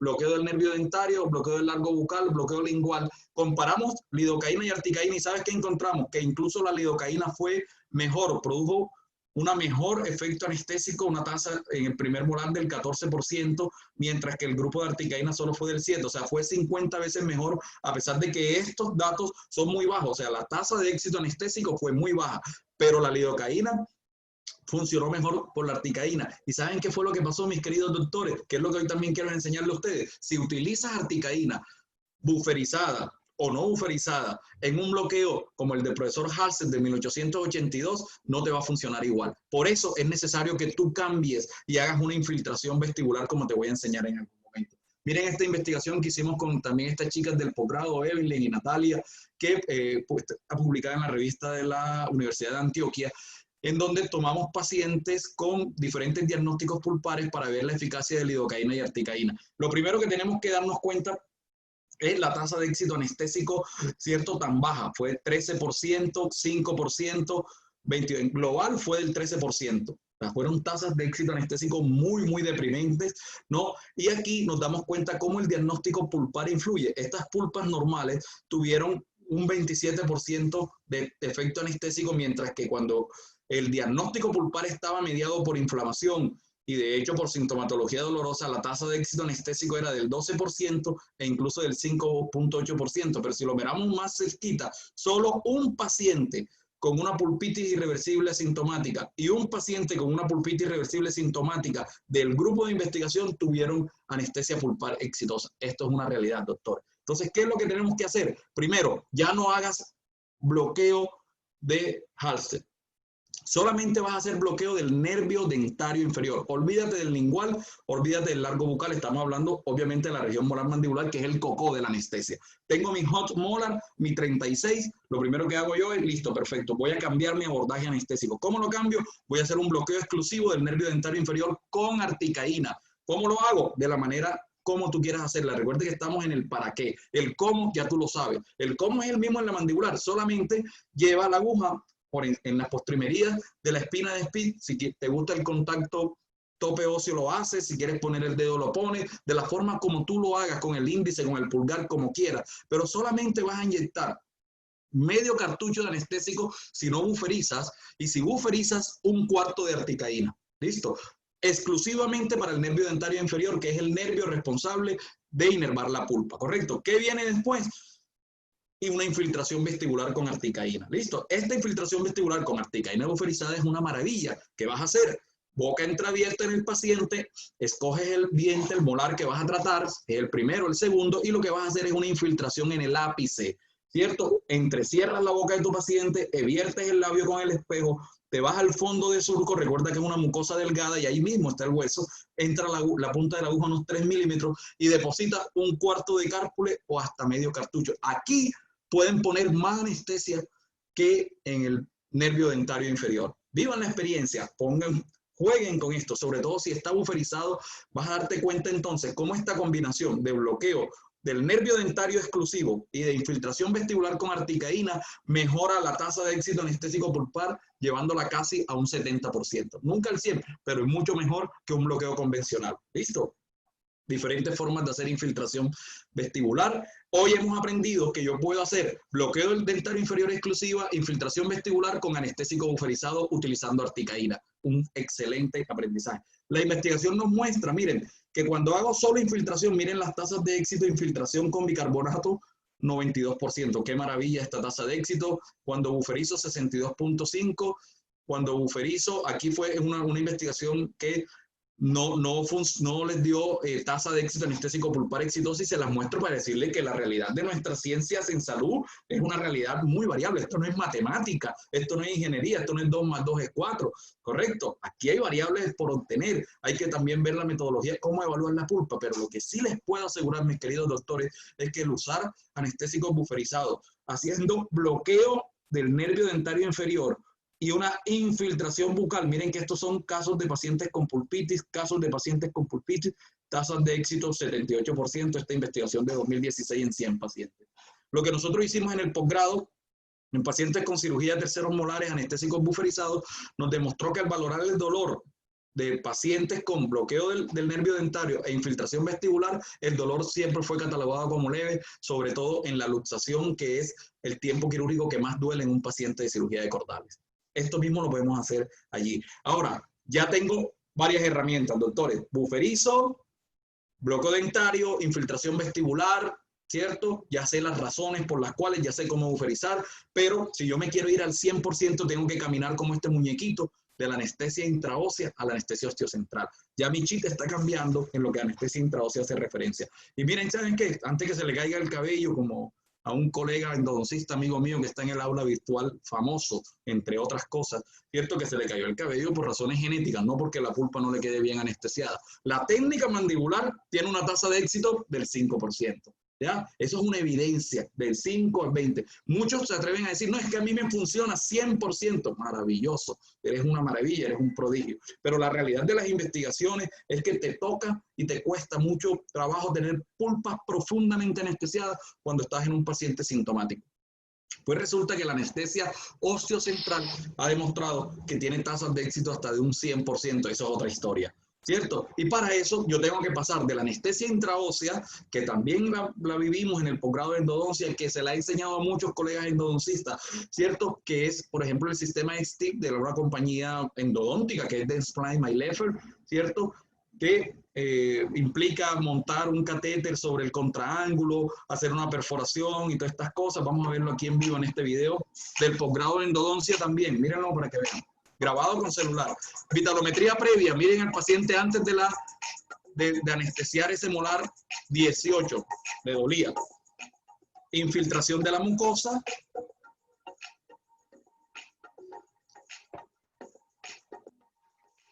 Aquí aprendiendo con los residentes nos dimos cuenta que lo mejor para hacer la perforación es la encía adherida, no la mucosa libre como lo ven ahí, ¿cierto? Estamos aprendiendo, todo en la vida es una curva de aprendizaje. Pero esto lo está haciendo un residente del posgrado de endodoncia.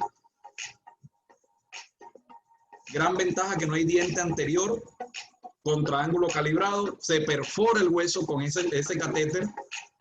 Tenemos que desmitificar que esto duele, esto no duele, esto no es traumático para el paciente.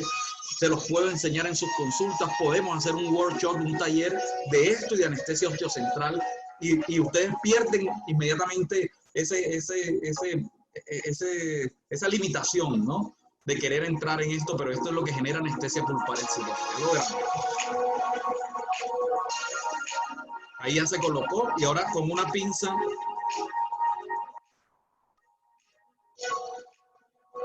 todo esto lo está haciendo el estudiante de posgrado. Yo estoy grabando con el celular. 4 minutos después se ha retirado. Prueba de frío, miren la prueba de frío con EndoEyes, después de haber inyectado medio cartucho. En esa época no sabía nada de buferización. Yo me imagino esto con buferización, tiene que ser una maravilla. Y miren la vitalometría que ya se las mostré. El paciente le colocamos el vitalómetro, ¿cierto? Y ¿saben qué es lo mejor? Lo que hemos hecho en las investigaciones. Después de esto medimos con escala visual análoga la apertura, la remoción de la pulpa, la instrumentación y hasta la obturación. Y al final le preguntamos al paciente cómo te fue, ¿cierto? Y es lo que nos permite confirmar que este abordaje anestésico, que es anestesia bucal conceptual, ABC de la anestesia, nos está llevando a afrontar el máximo reto de la odontología, que es la anestesia. Ya ustedes vieron este recorrido. Miren cómo va ese vitalómetro, se los dejo. Ya nos quedan 5 minuticos para culminar.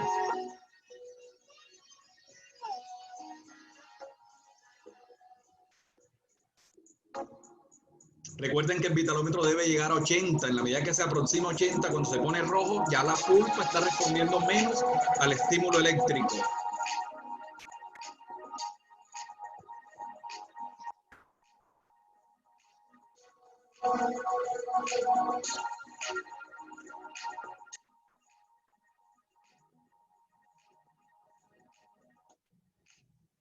Maravilloso, eso es lo que buscamos. Y miren lo que estamos haciendo ahora.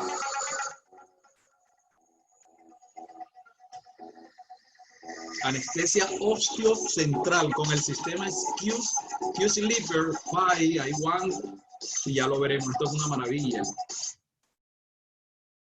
Sistema Q-Sleeper de la compañía Dental Tech, que es una compañía francesa, es un motor eléctrico, hoy aún es bastante costoso. Ya hay una compañía que se llama MedLaser, que ya tiene la distribución de este equipo para Colombia. Con el COVID todo se aguantó, pero seguramente el año entrante lo vamos a tener y vamos a ser los privilegiados de poder ponerlo en práctica, de poder hacer los workshops con ustedes, el equipo de endodoncia, para que manejen este equipo Q-Sleeper, que de alguna manera te permite entrar más fácilmente al tema de la anestesia intraósea, que básicamente esta es una anestesia osteocentral porque es un equipo cómodo, fácil de usar, te permite colocar el cartucho anestésico, ojo, buferizado, eso es una bomba. Esto se lo tenemos que enseñar a los franceses para saber que este equipo maravilloso electrónico se potencializa cuando tú tienes conceptos para hacer abordajes anestésicos. ¿Qué ventajas tiene? Mírenlo. Muy ergonómico, el cartucho va aquí adentro, trae una aguja patentada por ellos, que es una aguja que se llama DHT, que tiene un bisel con corte de bisturí. No es un equipo que se utiliza solo para anestesia osteocentral, se puede hacer un bloqueo mandibular, una infiltración, cualquier técnica, que es una gran ventaja, pero tiene su programación. Cuando tú vas a hacer anestesia osteocentral, utilizas este tipo de agujas, que son agujas extra cortas, mírenla, con corte aquí en la punta, y lo que hace este equipo, a diferencia del otro sistema, primero que tú la colocas vertical, es decir, paralela al eje largo del diente, lo que evita el temor de que me irá a comprometer una raíz. No, tú lo vas a hacer paralela en el septum, ¿cierto? Y segundo, que esta aguja gira sola cuando tú hundes el pedal del equipo, perfora la mucosa, perfora el hueso, y apenas llegó al sitio, inmediatamente tú hundes otro botoncito y depositas la cantidad de solución anestésica que tú has programado depositar. Y si está buferizada y si es con ABC, ya sabemos qué maravilla. Miren cómo se agarra, muy ergonómico. Vamos a ver unos videos. Miren ese molar, el 36, la endodoncia de viernes en la tarde. Quiero salir rápido, me están esperando los amigos para jugar dominó y tomar vinito. Primero, inyección de la mucosa, con el mismo equipo, unas gotas para la mucosa. Miren, ahí está la mucosa inyectada, es en el espacio interproximal vertical, y miren cómo la aguja empieza ahora a girar. Ahí está girando, miren cómo gira, cómo gira, cómo gira y penetra. Con una aguja tú escoges la longitud de la aguja, 8, 10, 12 milímetros, ¿cierto? De acuerdo a lo que has visto en tu radiografía, y esto es lo que logras, ¿no? Ya entró un 50% de la longitud de tercio cervical hasta la raíz, 8 milímetros va bien, y en ese momento lo que están haciendo el odontólogo es depositar la solución anestésica dentro del hueso, retiró y listo. Reducción del dolor inmediata. El paciente no refiere sensación de adormecimiento. Te va a decir el paciente, doctor, no agarre la fresa, que yo no tengo ni la lengua, ni el labio, ni la cara dormida. Y tú le vas a decir, es que yo no necesito eso anestesiado. Agarras tu vitalómetro, se lo pones al paciente para tener seguridad, haces tu prueba de frío, tomas la fresa, haces la apertura cameral, remueves la pulpa, y apenas estés ahí en los conductos, inmediatamente agarras tu Wave One y tus equipos estos de rotatorio, tu obturación, y en, no sé, 30 minutos tal vez, ya has logrado terminar tu endodoncia, y tu paciente te va a decir, doctor, lo que sea, no me dolió. Y no tengo nada adormecido, puedo salir a trabajar, puedo salir a comer, no tengo ese poco anestesia, ese poco de punciones, que muchos pacientes después te dicen, doctor, a mí no me duele ya, si no me duele la mucosa acá donde usted me puncionó, ¿correcto? Así que esto es lo que les traía, mis queridos doctores, con mucho cariño, espero que les sirva, disculpen ir tan rápido, muchas gracias. Y a todos los invito a que se suscriban a mi canal Doctor Adel en YouTube. Me pueden seguir a través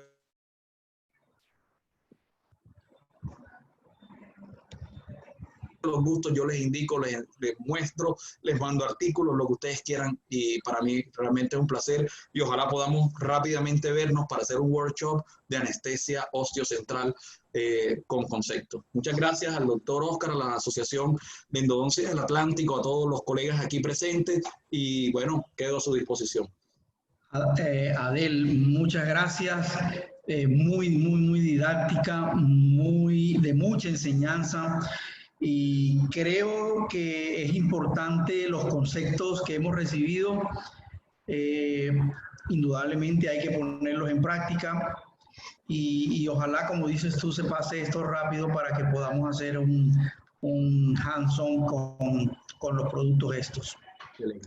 Si tienen preguntas, por favor. ¿Qué pasó?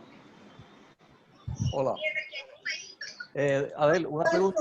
El proceso de buferización, ¿necesariamente hay que hacerlo en el momento previo o sea, antes de usar el anestésico o se puede hacer y dejar almacenado el Carpul? Excelente pregunta. ¿Y por cuánto tiempo? Claro que sí, excelente pregunta. Miren, una de las preguntas recurrentes de todas las personas que escuchan este tema es, bueno, ¿y por qué entonces las compañías de anestésicos no venden los anestésicos buferizados? Esa era mi segunda pregunta. Ya, y si nos evitamos tanta historia, yo te lo acababa de decir, para que la epinefrina, ¿cierto?, tenga una vida media prolongada, tiene que estar en un medio ácido. Y esa es la razón por la cual, cuando el cartucho sale de allá de la compañía New Aesthetic del Warmi Antioquia y llega al laboratorio, a tu consultorio, ha pasado por muchas manos, ha pasado mucho tiempo, tú lo tienes en tu consulta y la epinefrina sigue manteniéndose para que haga su efecto vasoconstrictor. Si estuviese en un medio alcalino, cuando ese anestésico sale a las 24 horas, el 50% de la epinefrina dejó de funcionar. ¿Ya? Entonces, esto nos permite pensar también que en mi consulta lo que hacemos es la buferización de los cárpules que necesitas para tu consulta del día, no los almacenes, ¿ya? 5 cartuchos, Okay. 3 cartuchos, 2, lo que tú vayas a hacer. Tengo un solo paciente este día, ahora en COVID, uno solo, y voy a necesitar buferizo 1, 2, y ahí lo tienes. ¿Por qué? Porque si pasa 24 horas, lo que pasa no es que se daña el anestésico, pero ya la epinefrina, después de 24 horas, el 50% No va a tener... ya no va a funcionar. Entonces la recomendación es buferizar 2 previos en tu consulta, utilizarlos en ese día, y si te sobra alguno, ya no lo utilices en la próxima, ni siquiera porque le vayas a hacer daño al paciente, es porque la epinefrina ya no va a funcionar. ¿Vale? Muchas gracias. Claro que sí. ¿Alguien tiene otra pregunta?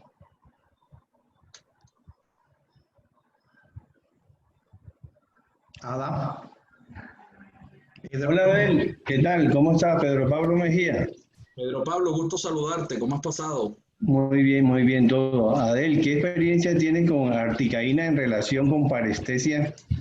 Siempre le tenemos el temor. Yo he tenido dos casos con parestesia por uso de articaína en mandibular. Vale, perfecto. Por razones de tiempo yo retiré, y estas son unas diapositivas que siempre las muestro, 3 diapositivas que hablan de articaína versus parestesia, pero te hago un resumen rápido.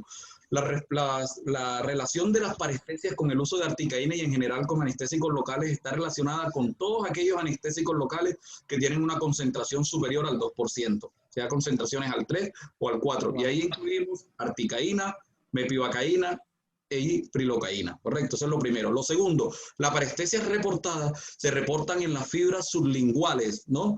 Que es una sensación de adormecimiento que el paciente tiene posterior al uso de estos anestésicos en concentraciones superiores al 2%, que siempre es reversible, ¿cierto? Lo tercero, los reportes anestésicos de la incidencia de la parestesia en relación con todo este grupo de anestésicos hablan de que por cada paciente con una parestesia de fibras sublinguales, o se produce una parestesia de fibras sublinguales en un paciente entre 785,000 pacientes. Estamos hablando de una incidencia muy baja, ¿correcto?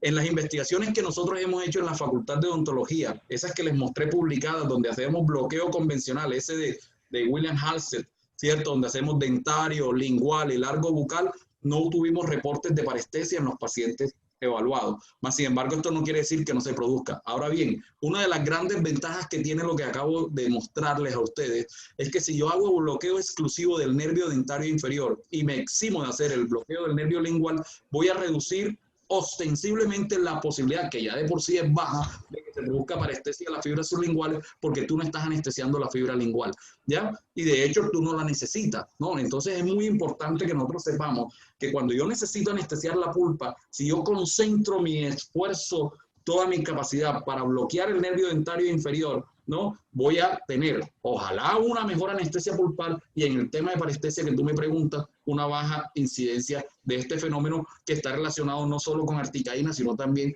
con algunas prilocaína y estas cosas, ¿no? Pero sí, hay reportes, son muy bajos, tengo literatura de esto, hay un estudio de 20 años en Norteamérica, súper famoso, amplio, hay un estudio en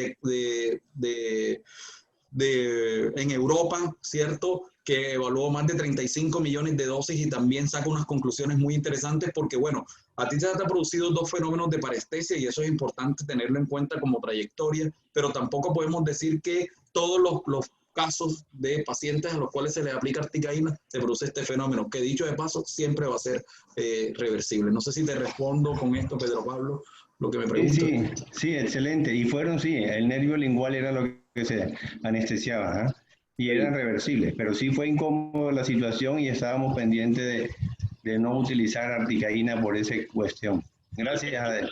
Claro, Pedro, mira, te invito a que lo hagas. O sea, yo te digo, no te voy a hablar ni siquiera de investigación, porque yo tengo un privilegio de ser docente. Los que somos docentes, me imagino que acá hay muchos docentes, tenemos un privilegio porque podemos hacer investigación. O sea, podemos trasladar mi escenario clínico a un proceso investigativo, pero te voy a hablar como cirujano oral, ¿ya? Con mi práctica privada, yo tengo muchos años de estar utilizando articaína casi que exclusivamente, de hecho te lo puedo decir, exclusivamente para la mandíbula, ¿cierto? Y en este proceso hemos venido creciendo porque hace 6, 7, 8 años, no sé, que empecé a utilizar articaína, pues no hablaba de esto que te estoy hablando hoy, ¿cierto? Utilizaba la articaína en un bloqueo convencional, nunca tuve fenómenos de parestesia, por lo menos no me lo refirieron mis pacientes, pero hoy por hoy, desde hace un par de años para acá, y no es mucho, el año pasado para acá probablemente, que empezamos a cambiar la dirección de la manera como hago el bloqueo en la mandíbula, y solamente haciendo bloqueos del nervio dentario e infiltraciones vestibulares con articaína, vamos a tener un mayor margen de seguridad, y es la invitación que yo te hago, Pedro, que tomen la articaína, ¿cierto? Y hagas esta práctica de bloqueo dentario, que tú lo sabes hacer, y infiltraciones vestibulares, y empiezas a tener esa vivencia cuando haces la apertura, cuando haces la vitalometría, vas a ver tú cómo de alguna manera vas a empezar a utilizar de una manera más segura esta solución, que dicho de paso, tiene también muchas cosas ventajosas. Te resumo 3. No sé si son 3 o 2, pero una, es un anestésico que tiene un anillo que se llama anillo de tiofeno, altamente liposoluble. Es el único de todos los anestésicos tipo amida que tiene un anillo de tiofeno. Los demás son anillos bencénicos. Y esto le da alta liposolubilidad, y parece ser que esta es una de las razones por las cuales él penetra también cuando tú infiltras inclusive la mandíbula. Segundo, el 95% del anestésico se metaboliza a través de las estereasas plasmáticas. Es decir, tiene un metabolismo plasmático y solo un 5% en el hígado. ¿Y esta qué connotación tiene? Que tú a tu paciente le puedes decir, yo te estoy colocando una solución hepatoprotectora, necesita el término, paciente consumidor de AINES, paciente que se toma su tiene una carga hepática importante. Si tú quieres reducir esa carga hepática, por favor, no le inyectes una lidocaína, no le inyectes una mepivacaína. Inyectar la articaína te permite saber que tienes un metabolismo, por ejemplo, plasmático, y eso es súper, súper importante. Y además, 27 minutos después, ya tú no tienes solución anestésica rodante, ¿cierto? Los metabolitos son muy importantes. Los metabolitos que produce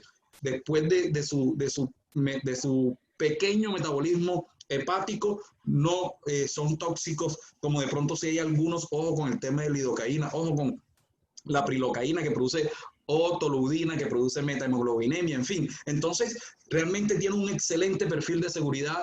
Te puedo compartir ese artículo de 20 años de revisión en los Estados Unidos, que es súper relevante, y el europeo también, para que te llenes de confianza académica, y te invito a que lo pruebes con estos derroteros que te estoy dando, ¿viste? Una preguntita, doctor. Gracias. Ok, Pedro, a ti muy amable por la pregunta. Adelante, doctora Doraida.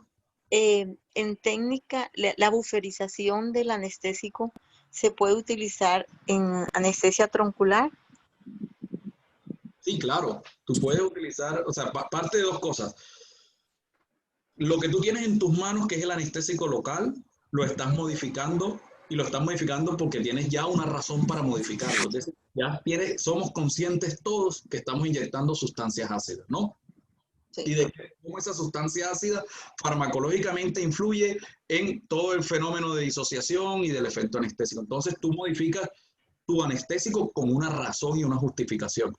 Y ya viene entonces el abordaje anestésico. Tú pudieses utilizar tu anestésico buferizado desde una técnica infiltrativa supraperióstica, o un bloqueo de los plexos alveolares, ¿cierto? O un bloqueo troncular, cualquiera que tú utilices. Ten en cuenta, y esta vivencia tienes que empezarla a tener cuando empieces a utilizarlo en tu práctica, que te vas a dar cuenta que cada vez vas a necesitar menos cantidad de anestésico, porque tu costumbre va a ser querer colocar la cantidad de solución que colocas cuando utilizas un anestésico no buferizado, ¿vale? Y de hecho, así empieza uno, pero cada vez va como mejorando la dosificación, y te vas dando cuenta que tienes dosis, o utilizas dosis más pequeñas para obtener un resultado clínico inclusive mejor que la cantidad de anestésico que utilizas cuando no buferizas, ¿correcto? Ok, gracias. Con mucho gusto. Hola, Adel, ¿cómo estás? Hablas con Álvaro Barrio. Hola, Álvaro, qué gusto saludarte. Hombre, desafortunadamente tuve que arreglar una situación aquí en la casa y me salí un rato de la charla, que por cierto te felicito, muy buena. Gracias, Y no Álvaro. sé si de pronto alcanzaste a tocar el tema de analgesia anticipada, sino para hacerte una pregunta. No, no lo toqué, no lo toqué. No Ok, sé si- tú al comienzo hablabas de la acción de los mediadores inespecíficos inflamatorios en el umbral del dolor, y eso es claro por el efecto de las prostaglandinas y las bradicininas que producen un descenso en el umbral del dolor, ¿no? Las prostaglandinas sensibilizan los receptores para la acción de la bradiquinina y que haya descenso del umbral del dolor. Entonces, ¿qué hago yo cuando me llama a mí un colega a remitirme una urgencia de una pulpitis sintomática? De entrada le digo que se tome un analgésico antiinflamatorio, un esteroideo, porque de esa manera estoy bloqueando prostaglandina, y al estar bloqueando prostaglandina estoy bloqueando proceso inflamatorio. Y si bloqueo proceso inflamatorio, estoy de alguna manera neutralizando el pH. En la medida en que menos proceso inflamatorio haya, pues la acidez del medio va a ser menor. Entonces, de esa manera me he dado cuenta que es mucho más efectivo la técnica del bloqueo del nervio alveolar inferior o del dentario inferior. Lo otro es que, bueno, yo tengo muchísimos años no utilizar el bloqueo clásico, sino que he visto que es mucho más cómodo y más efectivo la técnica de aquinosis. No sé qué tengas tú al respecto con esta analgesia anticipada al evento del proceso anestésico y con la técnica de aquinosis. Ok, vale, no, eso que tú dices, Álvaro, es de las cosas que se hacen, ¿no?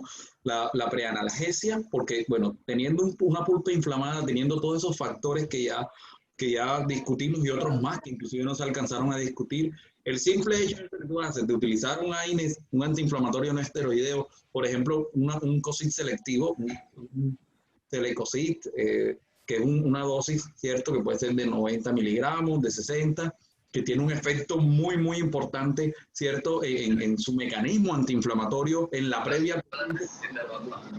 Y cuando buscamos investigaciones vemos que hoy se han probado desde los AINES tradicionales, diclofenaco, ibuprofeno, hasta los COSIT selectivos, ¿cierto? Hasta toda esta gama de analgésicos antiinflamatorios por vía oral, otros inyectados, e inclusive también la corticoterapia.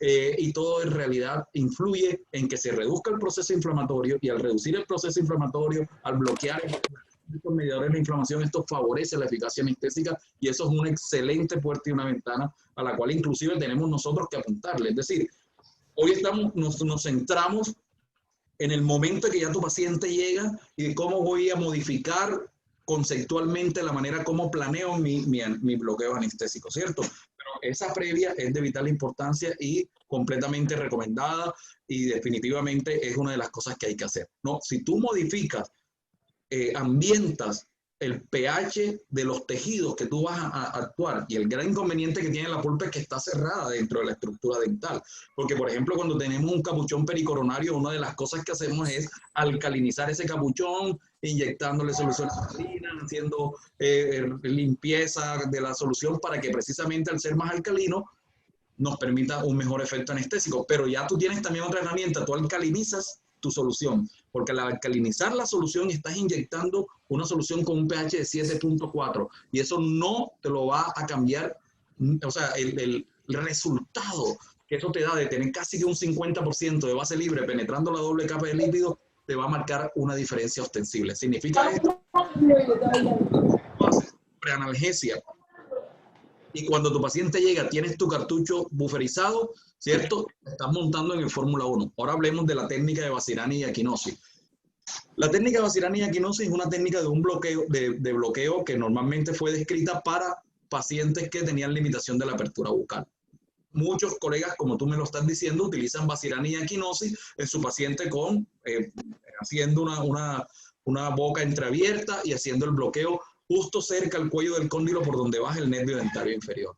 El gran problema que hoy tenemos con la técnica de Vazirani y aquinosis, por ejemplo, con la técnica de Go-Gate, que de hecho yo hace muchos años daba muchas conferencias sobre Go-Gate y me he dado cuenta que la tendencia, ¿cierto?, de la anestesia mundial es tratar de minimizar los efectos de anestesia masiva en tejidos blandos faciales que producen, por ejemplo, estos bloqueos como Go-Gate, tal vez como Vacirania y Equinosis, porque al bloquear en Vacirania y Equinosis tan alto, tú estás bloqueando la rama descendente del nervio dentario inferior y ahí agarra el lingual, largo bucal y el nervio dentario como tal, pero en Vacirania y Equinosis, no sé si te ha pasado, también, por ejemplo, puedes bloquear la rama aurículo-temporal, que es rama de la tercera rama del trigemino, y el paciente tiene sensación de anestesia, inclusive en la región preauricular, ¿ya? Porque estás haciendo un bloqueo allá en el cuello, ¿no? Y todas esas cosas que están bien y que cuando tú buferices te vas a dar cuenta que va a ser más importante la sensación de anestesia que tu paciente refiere, es lo que hemos tratado de desmontar un poco en la anestesia sin querer decir que eso que tú estás haciendo no está bien. De hecho, está muy bien porque te sientes cómodo y tranquilo haciendo vaciamiento, pero el gran problema es la anestesia residual, ¿cierto? La anestesia es que, Adel, perdona y te interrumpa, es que yo veo que la técnica convencional a la espina de Spix es muy incierta. Si el paciente tiene o sea, si es un paciente gordo, si es un paciente que tiene mucho tejido adiposo, si es un paciente que tiene muchos cachetes, mejor dicho, es muy difícil. Tú vas y te encuentras, cuando quieres ver, tienen la punta de la aguja en la rama ascendente y entonces empiezas a echar para un lado, para el otro, para que te entre todo el largo de la aguja y realmente tienes que 2, 3, 4 veces y el paciente no se anestesia. Entonces, bueno, en mi experiencia, cada cual tiene su experiencia, pero en mi experiencia, desde que estoy utilizando Equinosis, que puede ser hace más de 10 años, es mucho más efectiva la técnica que la que me daba la técnica convencional a espina de Spix, pero válido, el que se acomode con cualquier técnica, eso es válido, ¿no? Nadie es dueño de la verdad absoluta. Eso es, Álvaro, de hecho, sabes una cosa, que mira que cuando arrancamos la conferencia hablábamos del cómo lo hago, ese cómo, que es lo que tú me estás diciendo, cómo hago la técnica, o sea, que te fundamenta en tu vivencia, en tu experiencia, en la manera como tú te sientes tranquilo, es la base. ¿Ya? O sea, yo nunca mando el mensaje de decirle a la gente, no, es que tú tienes que cambiar el cómo lo haces, no.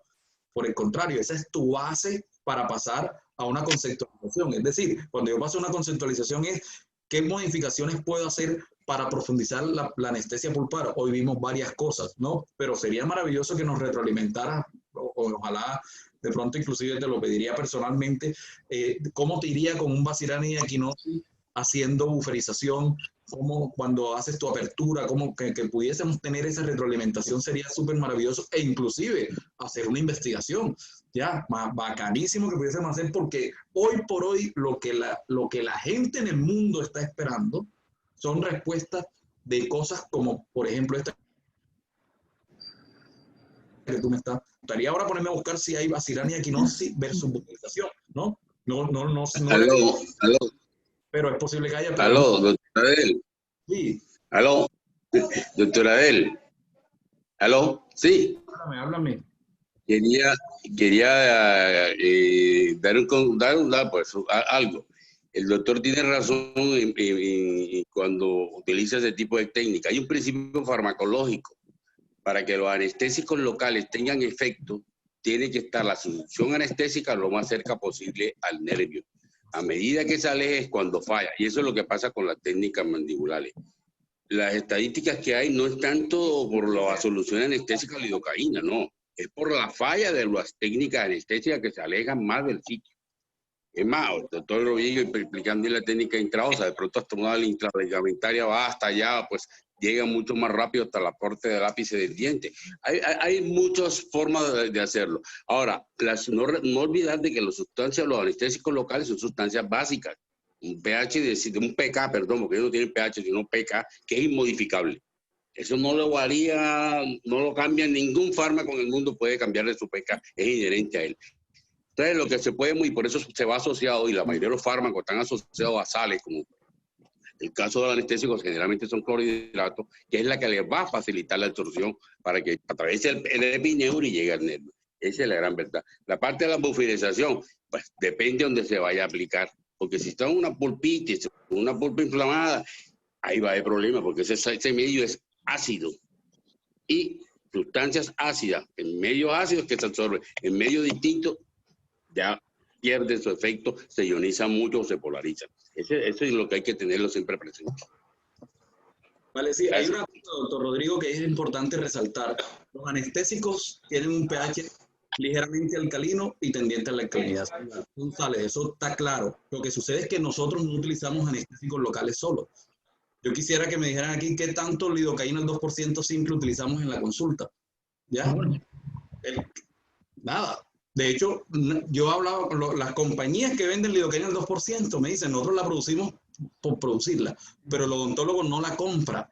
¿Ya? Y esa es la que tiene el pH 6.5. El gran problema es cuando la utilizo, no el gran problema, la realidad de nuestra práctica clínica es que yo utilizo lidocaína con epinefrina, articaína con epinefrina, y la epinefrina, ¿cierto? Y el bisulfito de sodio no pueden estar en un medio alcalino como el clorhidrato en que viene la lidocaína sola. Y eso es lo que ha demostrado en esas investigaciones, y ahí están los cuadros, porque es que nos estamos diciendo que miden el pH es inmodificable, pero yo puedo medir el pH de la solución que viene dentro del cartucho, y es un pH que oscila entre 3.5 a 4, ¿ya? Entonces, cuando tú hablas de farmacología de los anestésicos locales, y lo ves solo como lidocaína, solo como mepivacaína, solo como mepivacaína, eso es una experiencia académica, ¿no? Pero lo que sí está claro es que cuando yo me voy a la realidad clínica, es que no solamente estoy inyectando lidocaína, inyecto epinefrina, inyecto bisulfito de sodio, inyecto metilparabeno. ¿Cómo estas sustancias están interactuando en mi medio? Y precisamente la buferización, cuando tú inyectas una solución alcalina en un tejido inflamado que tiene un pH ácido, lo estás buferizando. Y esa buferización aparentemente, y mire que se lo digo aparentemente porque aquí todavía hay mucha tela por cortar en el ámbito farmacológico, en el ámbito neurofisiológico, en el ámbito fisiopatológico. Cuando tú alcalinizas esa solución, lo que uno piensa es que probablemente vas a tener mayor posibilidad de tener bases libres penetrando la doble capa de lípido, que es por donde actúan los anestésicos locales. Hay muchas teorías, pero la que más hoy por hoy se utiliza y la que escribimos en los libros y la que dice el profesor Stanley Malamet es que el anestésico necesita disociarse para penetrar la doble capa de lípido, y cuando está ahí dentro nuevamente toma un ion hidrógeno, ¿cierto? Se convierte en un anestésico no ionizado y se une a los receptores que se encuentran en los canales dependientes de voltaje y producen un bloqueo de la fase de despolarización. Entonces, ¿qué es lo que yo tengo que pensar? Mi solución anestésica, que no es anestésico local, es anestésico local, es vasoconstrictor, es metilparabeno, es bisulfito de sodio, ¿cierto? Metido en un cartucho que tiene 1.8 cc, y me voy a enfrentar a una pulpa inflamada con un pH de 5, con mediadores de la inflamación, con neurotransmisores, con alteraciones del asta dorsal, con una realidad clínica a la que se enfrentan mis queridos colegas endodoncistas, es que cuando agarro la frente a mi paciente le duele y me toca hacer reinyecciones y todas estas cosas. Esa realidad, ¿cierto? Que no es la que está escrita en los libros, sino la realidad clínica es la que nosotros nos tenemos que enfrentar, y aquí estamos teniendo unas luces súper interesantes. En el posgrado hemos hecho muchas investigaciones. Hoy por hoy, gracias al COVID, tenemos por lo menos 3 proyectos listos con los estudiantes de pregrado en temas de buferización para determinar, sobre todo clínicamente, cómo nosotros le entregamos herramientas a la comunidad odontológica latinoamericana y mundial de cómo estas cosas se pueden modificar, y eso es muy importante. A ver, lo que yo quería aclararte es algo, fíjate. La buferización lo que hace no es que se va a aumentar ni se va a ionizar, no. Es facilitarle la absorción al fármaco. Prueba, en el ojo, el pH que existe es un pH tipo alcalino, por eso las sustancias anestésicas se absorben de maravilla. Los oftalmólogos le va divinamente en el ojo por esa razón. Acá al modificar el pH, repito, no el pK del fármaco, lo que le puede facilitar la absorción. Pero se ha demostrado que inclusive de todo un 100%, casi de un 26, 28, es solamente lo que es capaz de atravesar, de lo que contiene un tubito de 1.8, sea de articaína, lidocaína, de cualquiera, es lo que va realmente a pasar el epinefrina y provocar el efecto, bloqueando los canales de sodio, desplazando al calcio, que es la base, básicamente el mecanismo de acción que tienen los anestésicos locales. Adel, una cosa, no hay nada más difícil o más complicado que poner de acuerdo a alguien que está hablando lo mismo, a varias personas que están hablando lo mismo. Yo estoy de acuerdo en lo último que manifestabas y añadiría que recordemos que en la disolución anestésica en un pH ácido se produce una muchísima mayor cantidad de cationes que están cargados eléctricamente y, como dices tú, no van a poder atravesar la membrana nerviosa a menos que estén acompañados de un radical libre, que es el que les va a permitir hacer el bloqueo físico de la membrana. Entonces, definitivamente tenemos que buscar lograr tratar de bajar ese pH ácido, y en la medida en que lo podamos bajar, ya sea con una analgesia anticipada o con buferización, con lo que tú quieras, vamos a lograr. Ahora, hace muchísimos años también estamos utilizando la colocación, por ejemplo, de frío para que haya vasoconstricción. Aquí no se está produciendo digamos, no se está produciendo un efecto de disminución del pH, pero sí un efecto antiinflamatorio por la vasoconstricción, y en la Metropolitana Pedro tiene un trabajo de eso, y hemos visto muchos trabajos al respecto, y eso ayuda a que haya mayor eficacia de la anestesia. Entonces, no, a mí lo único que me resta, Adele, es agradecerte y felicitarte, porque la verdad a mí este tema me gusta mucho, resueno mucho, me fascina este tema de anestesia y de farmacología, y la verdad excelentemente tratado, mi hermano. Muchas gracias. Gracias a ti, Álvaro, a todos, a Oscar. Y bueno, esto es un tema muy apasionante, tiene mucha tela por cortar. Tengo un artículo donde habla que cambiar la temperatura del anestésico modifica el pK, por si acaso lo queremos discutir algún día, pero bueno, vamos para adelante, y la verdad muchas gracias, muy agradecido al doctor Oscar, a todos, al doctor Rodrigo por sus aportes maravillosos, y a Álvaro, a Pedro, en fin, muchas gracias, la verdad. Gracias a ti, Adel, la verdad, excelente, y esperamos que en una pronta ocasión podamos vernos nuevamente, ojalá presencial acá en Barranquilla. Así es. Muchas gracias. Listo, perfecto, muchas gracias a todos. Jairo, un placer, gracias por estar. Adel. Muy amable, Doctor, muchas gracias, gracias a todos por participar. Gracias, excelente, doctora Adel. Muchas gracias. Buenas noches para todos, que estén bien. Gracias, doctora. Buenas noches. Bye, muchas gracias. Gracias, Adel. Gracias, bendiciones. Claro que sí, doctora. Gracias, hermanita. Ya nos veremos. Gracias, Adel. Bien, Excelente hermanito. charla. Muy bueno. Excelente. Saludos, Bueno, compadre. muchas gracias. Feliz noche. Hay que pedirle al Jairo, doctor. saludos. Bueno, Gracias, Adelito. vemos. Hombre, Saludos, compadre. Gracias, compadre. Adelucho, gracias.